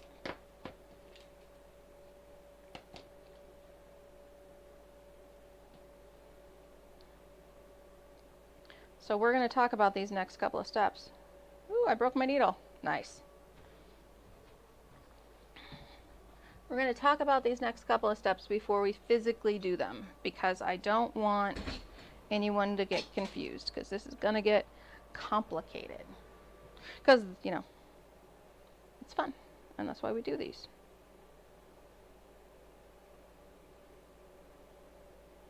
Alright, let's try this again, shall we? Needle goes in.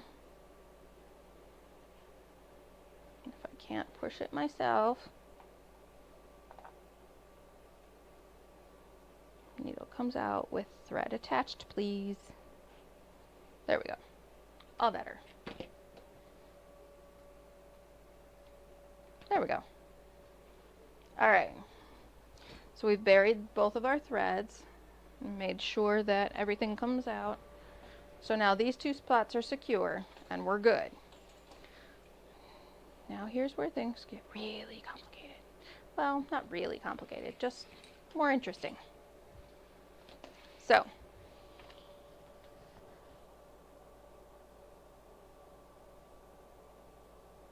So we're going to do to this side that's still detached the same exact thing that we did, but because this piece is smaller than this piece, it's going to be harder.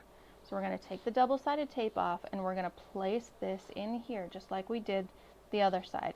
When we do that, instead of laying flat, if it lays flat, it's going to have this little bubble right here. That little bubble right here where I can get my finger in.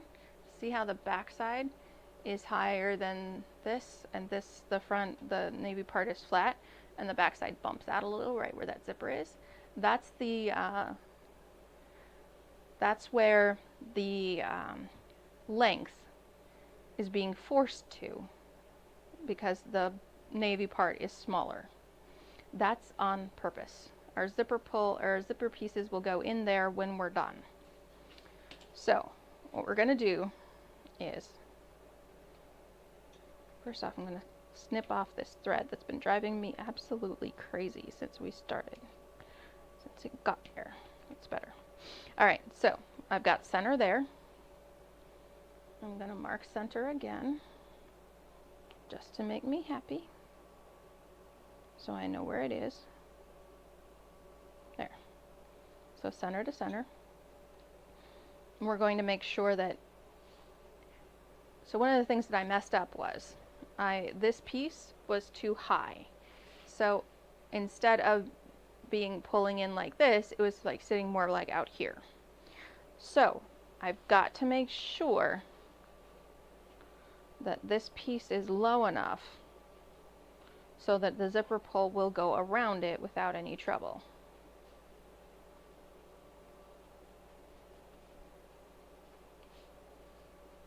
So that's what I'm going to do. So you make sure your sides are even, and you make sure your top is even, and that means that these pieces will end up popping up like that. Here we go.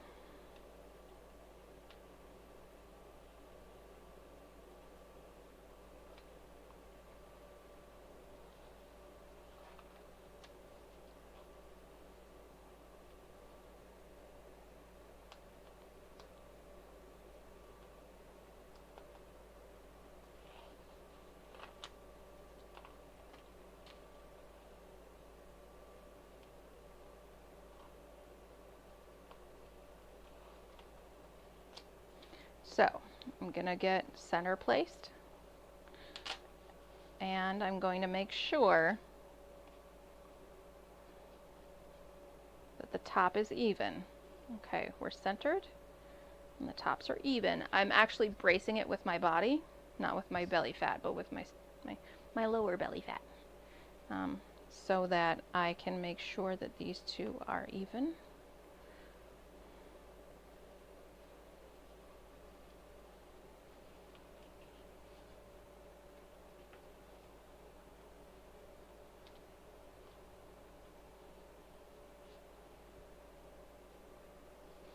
Feels good. And then press it down like high heaven.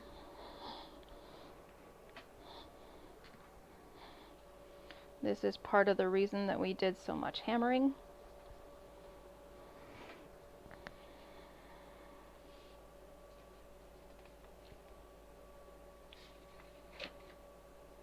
So now we're going to stitch from here all the way around to that side. Let me get these center markings out of the way. We're going to make sure that these pieces are folded in. I'm going to keep my white on the bottom since I did it over there. We got to make sure that these pieces stay folded in. So I'm going to do a little clip there. These I'll end up taking off while we're sewing because they'll get in the way. But for now, that's a good place for them. She recommends putting clips around the outside so that you have no problems. She actually just really need long ones.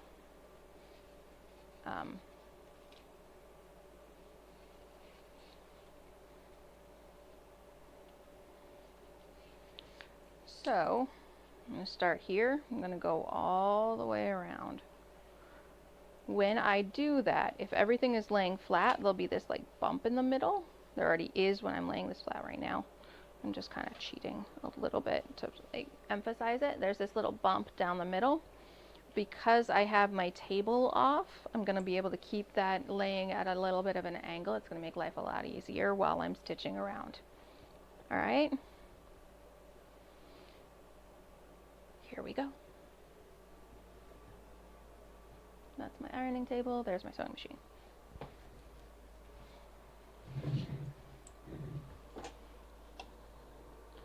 So when I pull up and I go a little bit like this, that's going to make that go a nice long tail. But when I pull the project onto the table here, the little bit of table, the arm that I have, it is going to make it go a little bit flatter, and so you'll see a little bit of that that poof. Where's my stitch line? There you are. There you are. Okay, here we go. Again, don't backstitch, because we'll tie off everything on the inside.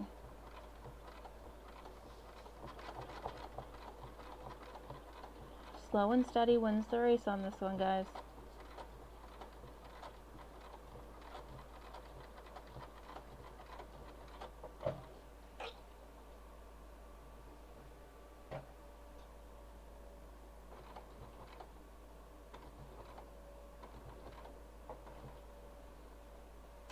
There's my first clip that's holding the accordion security pieces down.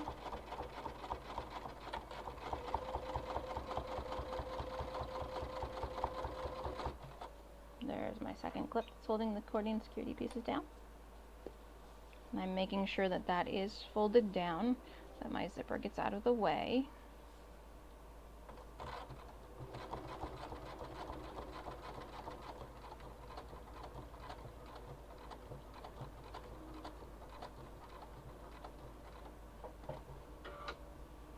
And get that clip out of the way.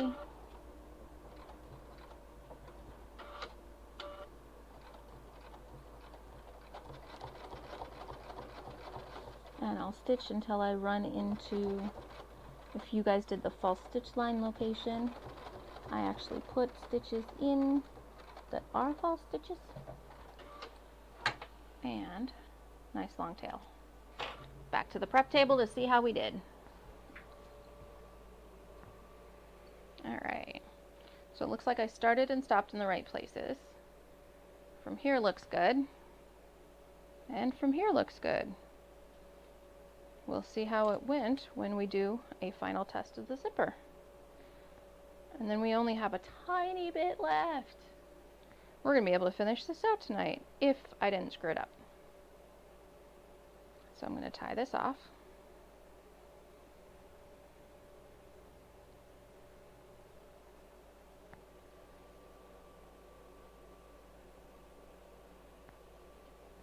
Pull the other thread to the back side by grabbing that little loop.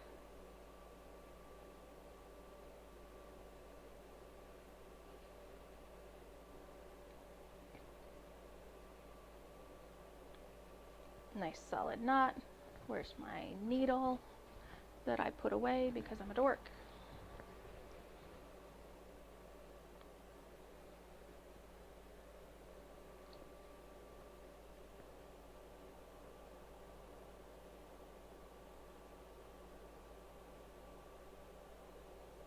There we go.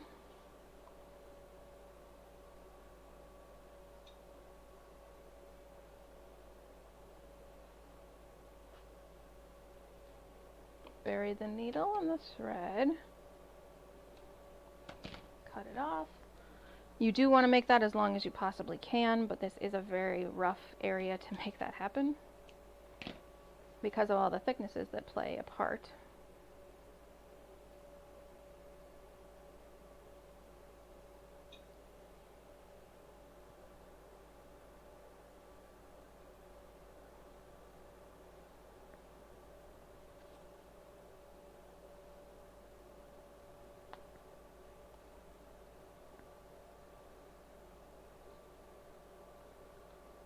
Go.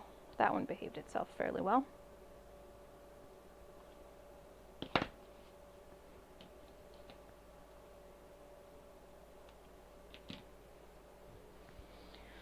All right.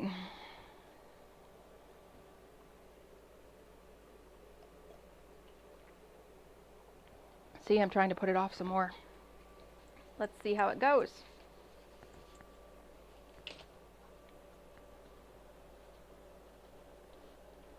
Now I'm encouraging that original fold line and the second secondary original fold lines. And it's really easy to find them. They're on either side of the zipper pull, where you attach the zipper, or otherwise known as at the bottoms of the credit card slots. All right, let's give it a shot. Zips up okay? Don't get excited yet. It zips up right. Question is, does it unzip okay? Ha ha ha ha ha! This is where the choirs of heaven sing our praises, everybody. That is beautiful. You test it now because you're going to want to test it before you do anything else. That is what you're looking for. That's beautiful. It's not catching on anything, or it doesn't seem to be. No, that's a hammer. That's why we hammered those corners, because that, when you unzip it, that's where it's going to catch, right there, or right there on the back end if you're not careful. All right. We have 2 major pieces left to go, peoples.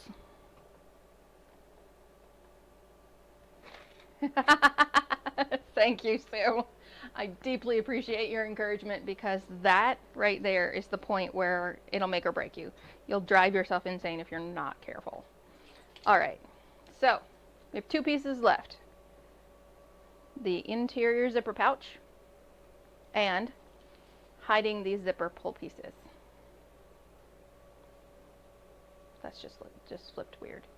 So we're going to hide these, and we're going to put this in. We can do this. All right.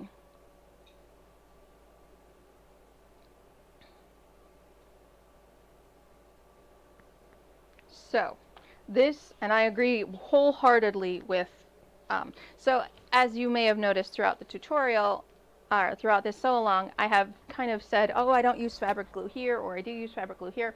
This is a place where I absolutely agree 100% that this is the place to use fabric glue. If you do not use fabric glue anywhere else in this project, use it here. Because you want to be able to make sure that these 2 pieces line up beautifully. And the best way to do that is with fabric glue. I do a lot of clipping instead, or stitching without worrying about it. No, no, no. This is the moment where you want to make sure that you are absolutely using fabric glue. And the corner of my table isn't where I want it to be, so it's driving me crazy. Because you should be able to see my left hand. There we go. Okay. So place a thin bead of fabric glue down the folded side of the interior of one of the accordion side pieces. Bend the exterior forward and connect the accordion pieces to the opposite side and clip in place. So basically, we're making these 2 sides kiss. Okay? You want these to line up beautifully, because it's going to be really obvious if they don't. So we're basically lining up these 2 edges.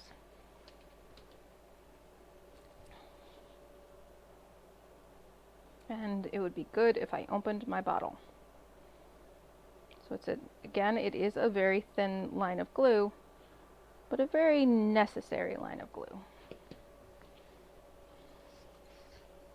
And I tend to lift the thing up and look at it from the side. So you want to make sure that the bottom and the tops match. You also want to make sure that this edge is even. So you want to look at the whole piece. And then clip that baby down. Come here, you.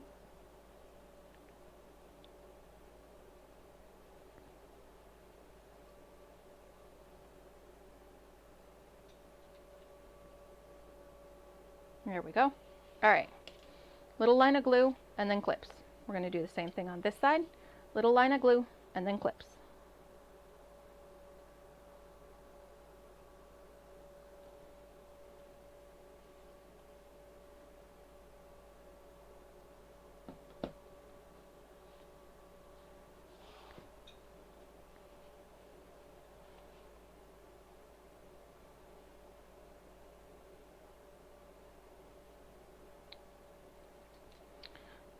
This is why you wanted to make sure those corners were so beautifully pulled out. That's why I used a pencil, a mechanical pencil, to push these corners out, because I knew they were going to end up having to match them. And it looks a lot better and a lot neater if those are sharp corners. There. Beautiful. All right. So we're going to stitch along the edge on 1/18 of an inch glue from the glued end. Then we're going to pull it apart, put a little bit of glue on that sandwiched end piece, and basically butt the glue up against this. So we're going to stitch along this edge, along the edge where the clips are, a tiny, tiny bit, just a little bit of an inch, 1/8 of an inch in. We're going to take the clips off, open it up, put a little bit of glue on the interior fold, and basically place this into that corner. All right, over to the sewing machine. Now I'm going to put my table back on, because it'll make my life easier when I'm trying to do flat things. And this is kind of a flat thing from now on. So it's going to be a little bit hard to see, but I'm basically just going to stitch along this edge because both of the pieces are on the outside of the project, so I'm just going to leave this guy alone. And since I did white accents all over the place, I might as well leave the white thread in. Make it look fun. Don't forget to backstitch. You will want to do so.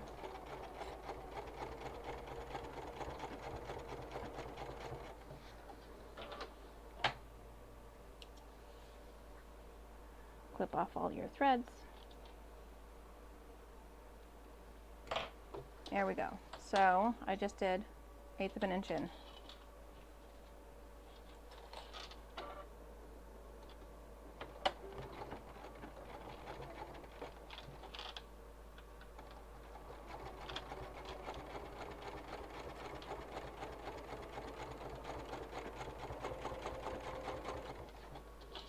There we go.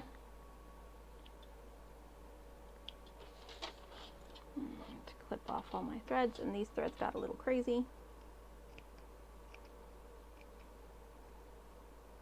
That's okay.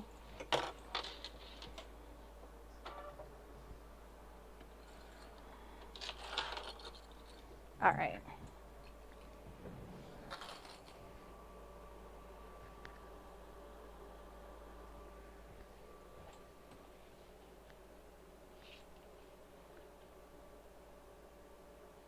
I'm still going to clip off my threads if they're still not behaving. There we go. All right. So now we have this.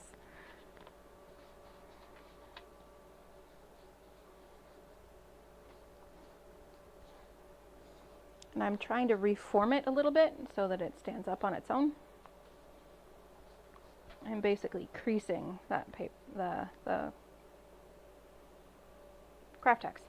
Okay, so it's going to take a little bit of wiggling. So you're going to open this up. Now there's a little bit of glue because I didn't do 1/8 of an inch of glue, and that's not easy to begin with, so it's not that big a deal. So we're going to glue along this inside. Then we're going to take this and we're going to push it as close to that seam in as possible.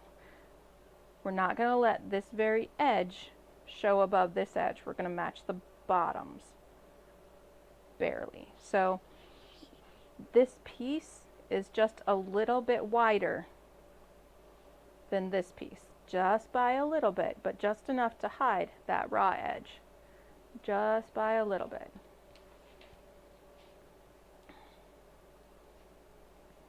So I'll open this up,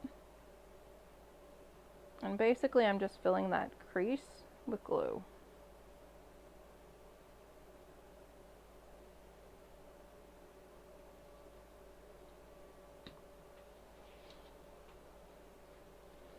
And this is where you want to decide, okay, so there's my front. One zipper goes this way.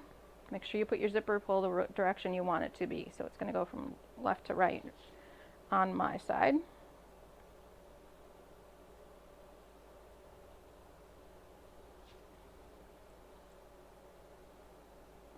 making sure it's not too low, and I'm making sure it's not too high.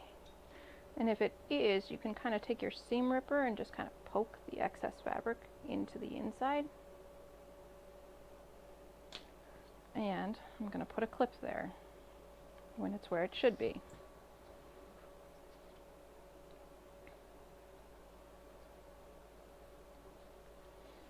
Because it's pushed in as far as it can be.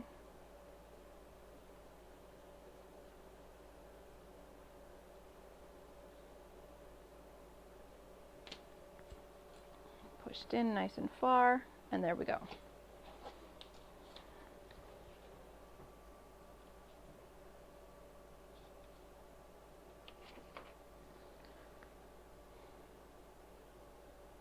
And we're going to sew 1/4 of an inch from the stitch that we made previously. So it's going to be 3/8 of an inch in. So we're going to put another line of stitching right along here, 1/4 of an inch in from the original line. And that is going to catch both the accordion safety pieces and our zipper pouch.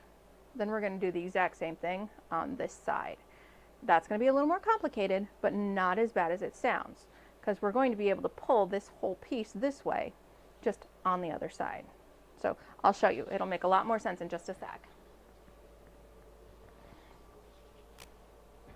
So I'm going to stitch right along here, 1/4 of an inch in. If I can remember where my 1/4 of an inch line is. Or 3/8 of an inch from the edge. Again, I've got a nice good sturdy needle in here so it can go through all those layers of Decovil.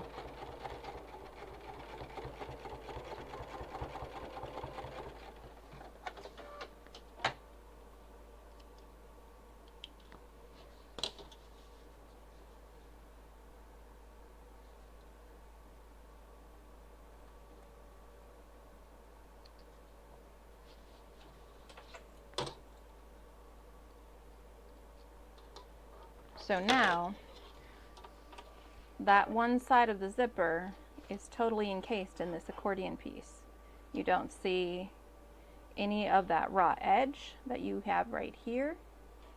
It's completely inside that one. So what we're going to do on this side is we're going to put a little bit of glue right there. We're going to push this guy right up into there.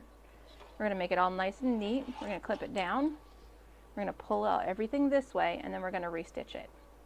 So it's a little harder to see how everything pulls that way. It's a little bit harder, but it's not as bad as you think.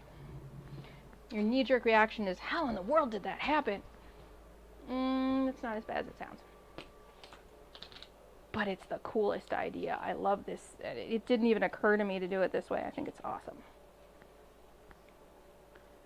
And again, this is not one of the glue steps that you should skip.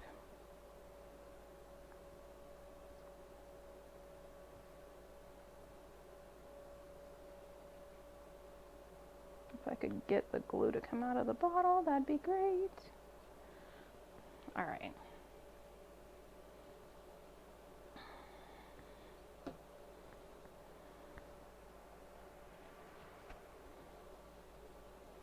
So I'm going to push this edge right up against there, and I'm going to make sure the accordion piece and the zipper pouch get to know each other really, really well. Now, you can't push, you have to make sure that the bottom is matched up, because where this side was easier, this side's going to be a little rougher to make sure it gets in there. But if you just keep pushing the two together, it will happen.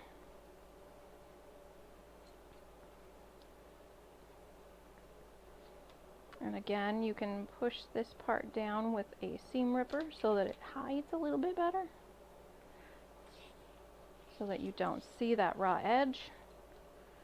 It's basically just pushing that corner out of the way. All right. Okay, so now that I have that inside, so see how it's all pushed in there? I'm going to pull that whole thing this way, and I'm going to stitch that 3/8 of an inch from the edge. That's my ironing board. There's my sewing machine.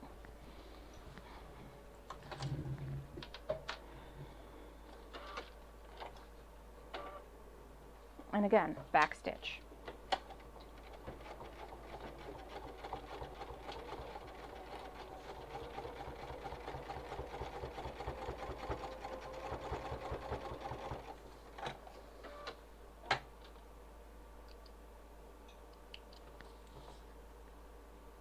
Clip my threads. Beautiful. All right, let's take a look at it and see if it behaves itself. It's going to take a little bit of finagling, so you get that in the middle. Now we want to make sure that everything closes. So, as you may have noticed on this one,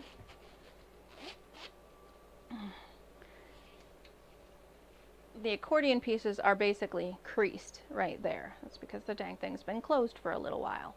If you'll notice on this one, it naturally is a lot more open because these accordion pieces aren't used to being creased and closed yet. So you're going to have to teach them to do so. So you want to do that and then close the whole thing. And I tend to put an arm down.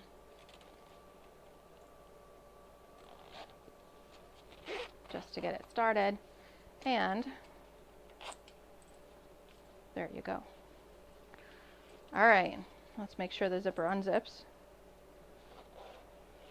without any trouble. No trouble at all. Awesome.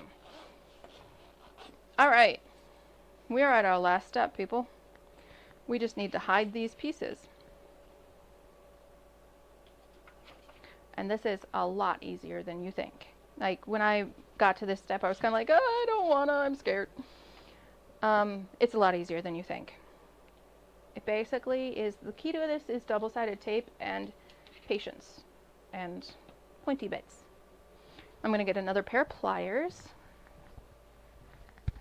and say hi to my little kitty because she's being adorable and she's over here by my supplies. Oh. A couple pairs of pliers. There we go. All right, so we got a couple pairs of pliers and we want some smaller, thinner, double-sided tape. So I have this like epically thin double-sided tape that I think I got by accident. It's like a micro millimeter.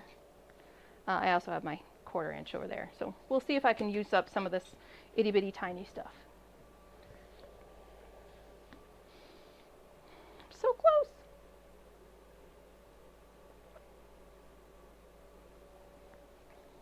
Okay, so we're going to want to keep this with bottom facing up. And I do that like this. Makes your life a little bit easier because you're going to be playing with this bottom piece. Now, you've seen me fold this a few times. That's to try and get that nice cornered off edge, which will be a lot more obvious once it's been sitting around for a little while. I did purposefully fold this one at the bottoms of the credit card slots. Ooh, you can't even see what I'm doing. I did purposely fold this one at the bottom of the credit card slots so that I would have that nice sharp corner right there. I just did that earlier with this piece. I folded it in at the bottom of the credit card slots, and I'm off. My prep table just is not behaving today. All right, so this is right side up. Well, bottom side up. We want 2 pieces of double-sided tape on the closed zipper. So we're going to start over here.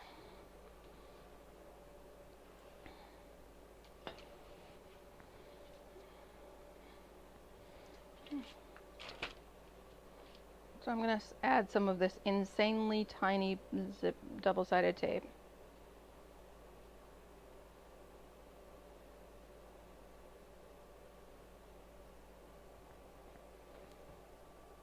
Onto the closed zipper tape that is facing you. Peel the paper off, fold one side over, then fold the other side over on top of the previously folded side. So basically the idea is you're going to take the tape and you're going to fold it onto the teeth.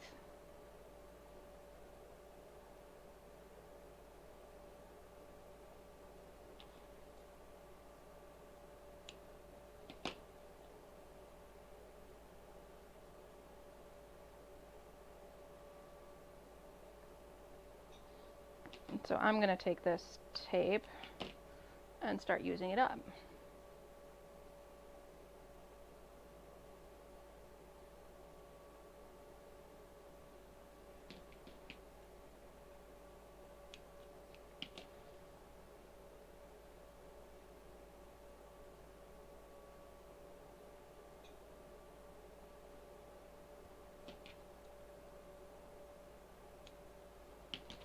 All right. So we're going to take the plastic, and it's going to show black for some reason. I don't know about this stuff. I got it off Amazon. I think it's supposed to be for like fixing electronics or something. There we go. Okay. So this folds over. The idea is we're making, like if you ever played with shoelaces, that's basically what we're making. We're making the end of a shoelace.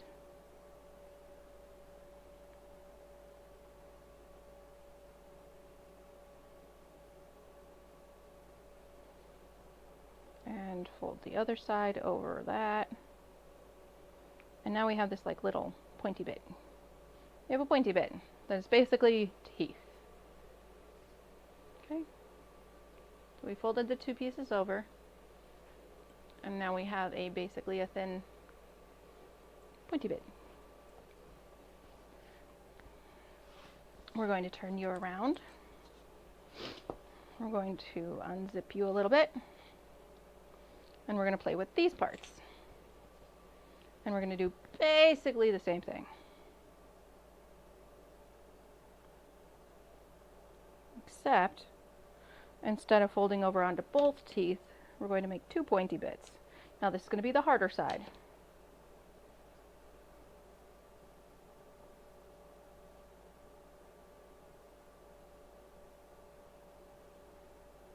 Because we're going to have two pieces to put into this inside instead of just one. So if you want to build your confidence, start over here and then go to this one. If you want to end on a high note, do that one last.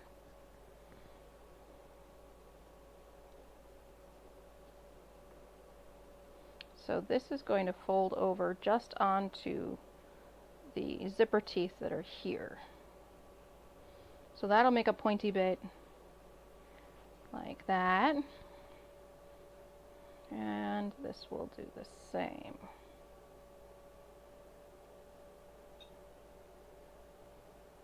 There. Okay. Now, she suggests starting over here. So that's what we'll do. So we're going to pull this back this way, and basically we're going to insert this bit into that hole. Well, it'll be there when we open it up anyway. So, remember how when we had the whole thing open, there was that gap right there between the exterior and the interior? That's the hole that we need to find. So what I'm going to do is I'm going to take my pliers and I'm going to push with my finger just to kind of separate them a little bit, and I'm going to pull this up. The zipper needs to go in there.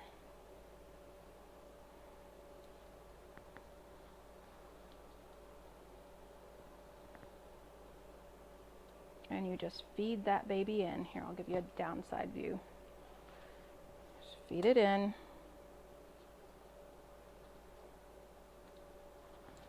Now I unzipped it a little extra.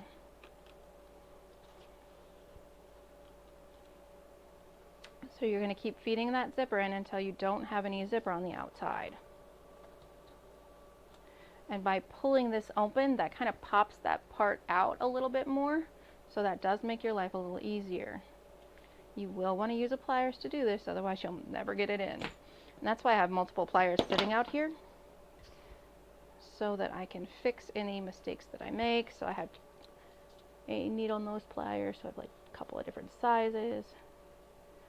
This zipper tape just kind of folded in on itself, and that looks bad, so I'm going to pop it out a little bit. But it's not all the way down yet. And I don't want this, I have a little bulge of zipper tape right there. When I go to zipper it up, see how it's still kind of a little bumpy right there? It's not what we want. So I'm going to keep pushing it down.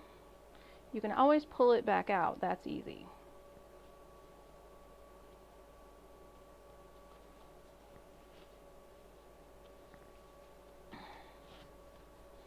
So what I'm going to do is I'm going to pull the zipper pull down to there, and I'm going to kind of wiggle it. Now I have my zipper pull, my zipper bottom end buried.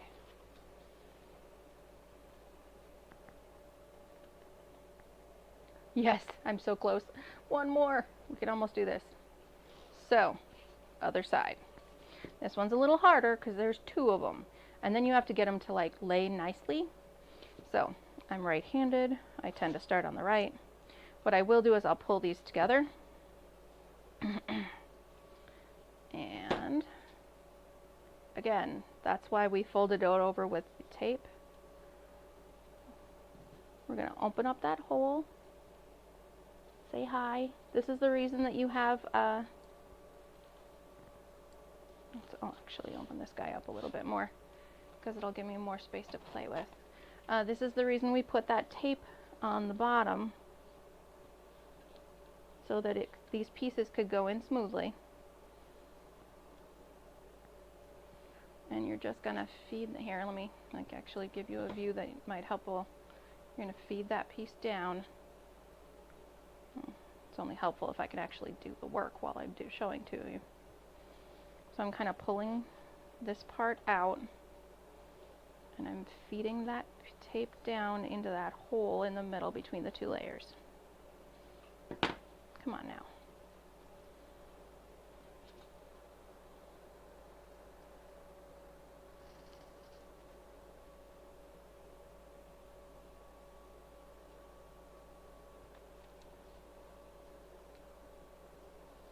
My packing tape is peeling away. There we go. Now it's behaving.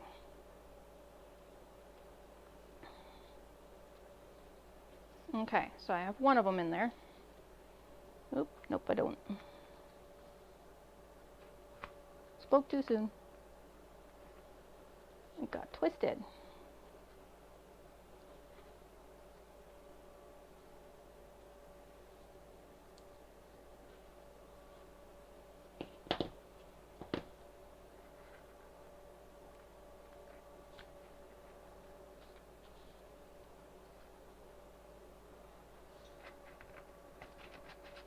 This part does need to be flat, because otherwise when you fold this up, you're going to have a bump on your bottom. There we go. Okay, one of them in. And oh wow, I can't believe that one went in as smoothly as it did. Okay, so I have both of the loose ends in, as opposed to the closed end. Now I'm going to see if those teeth match up, and it just happens that they do. Okay, that was really not what I was expecting. So normally what you have to do is you have to like wiggle these two pieces until the teeth go in nicely and evenly, and apparently I'm going to have a great day on stream today, because that baby's done. That is it, everybody. We did it. I am epically proud.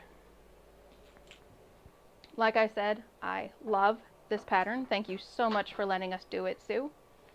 From what I understand, we're going to get to do the... Ooh, I have the pattern. Our next sew-along, I'm not hosting it, but it's the Triple C customizable clutch. I'm not doing the next sew-along. But the Triple C is going to be our next one, just in case. And thank you so much, Sue, for letting us do this pattern. It was so much fun, and this baby is going to be my pride and joy at my fair this weekend. And I'm totally going to sell this. I'm really, really happy with how it came out. It's nice, it's classic. I've got a whole bunch of other fun ones started. I'm just so proud of us. Guys, this was awesome. And Ontario, Heather, I'm flattered. Say hi to your Stitch It people up there if you ever run into anybody. So yes, thank you so much for joining me. The Triple C is going to be done in August. I believe by the pattern maker, but I'm not quite sure. I'm sure announcements will be forthcoming for that one. And I will be doing one in September. I'm thinking about doing a backpack pattern. Of course, everybody will be in school by then already, but you know, maybe your backpack breaks. Yay! Right? Yay, Kingston. Thank you so much again for joining me. Everyone have a great night. And you have 20 minutes more of your day that we didn't use. We had 20 more minutes we could sit here and play and sit here and goof around with colors and stuff. But no, thank you again so much. It was a blast. I had so much fun with this one. Everyone have a great night and take care.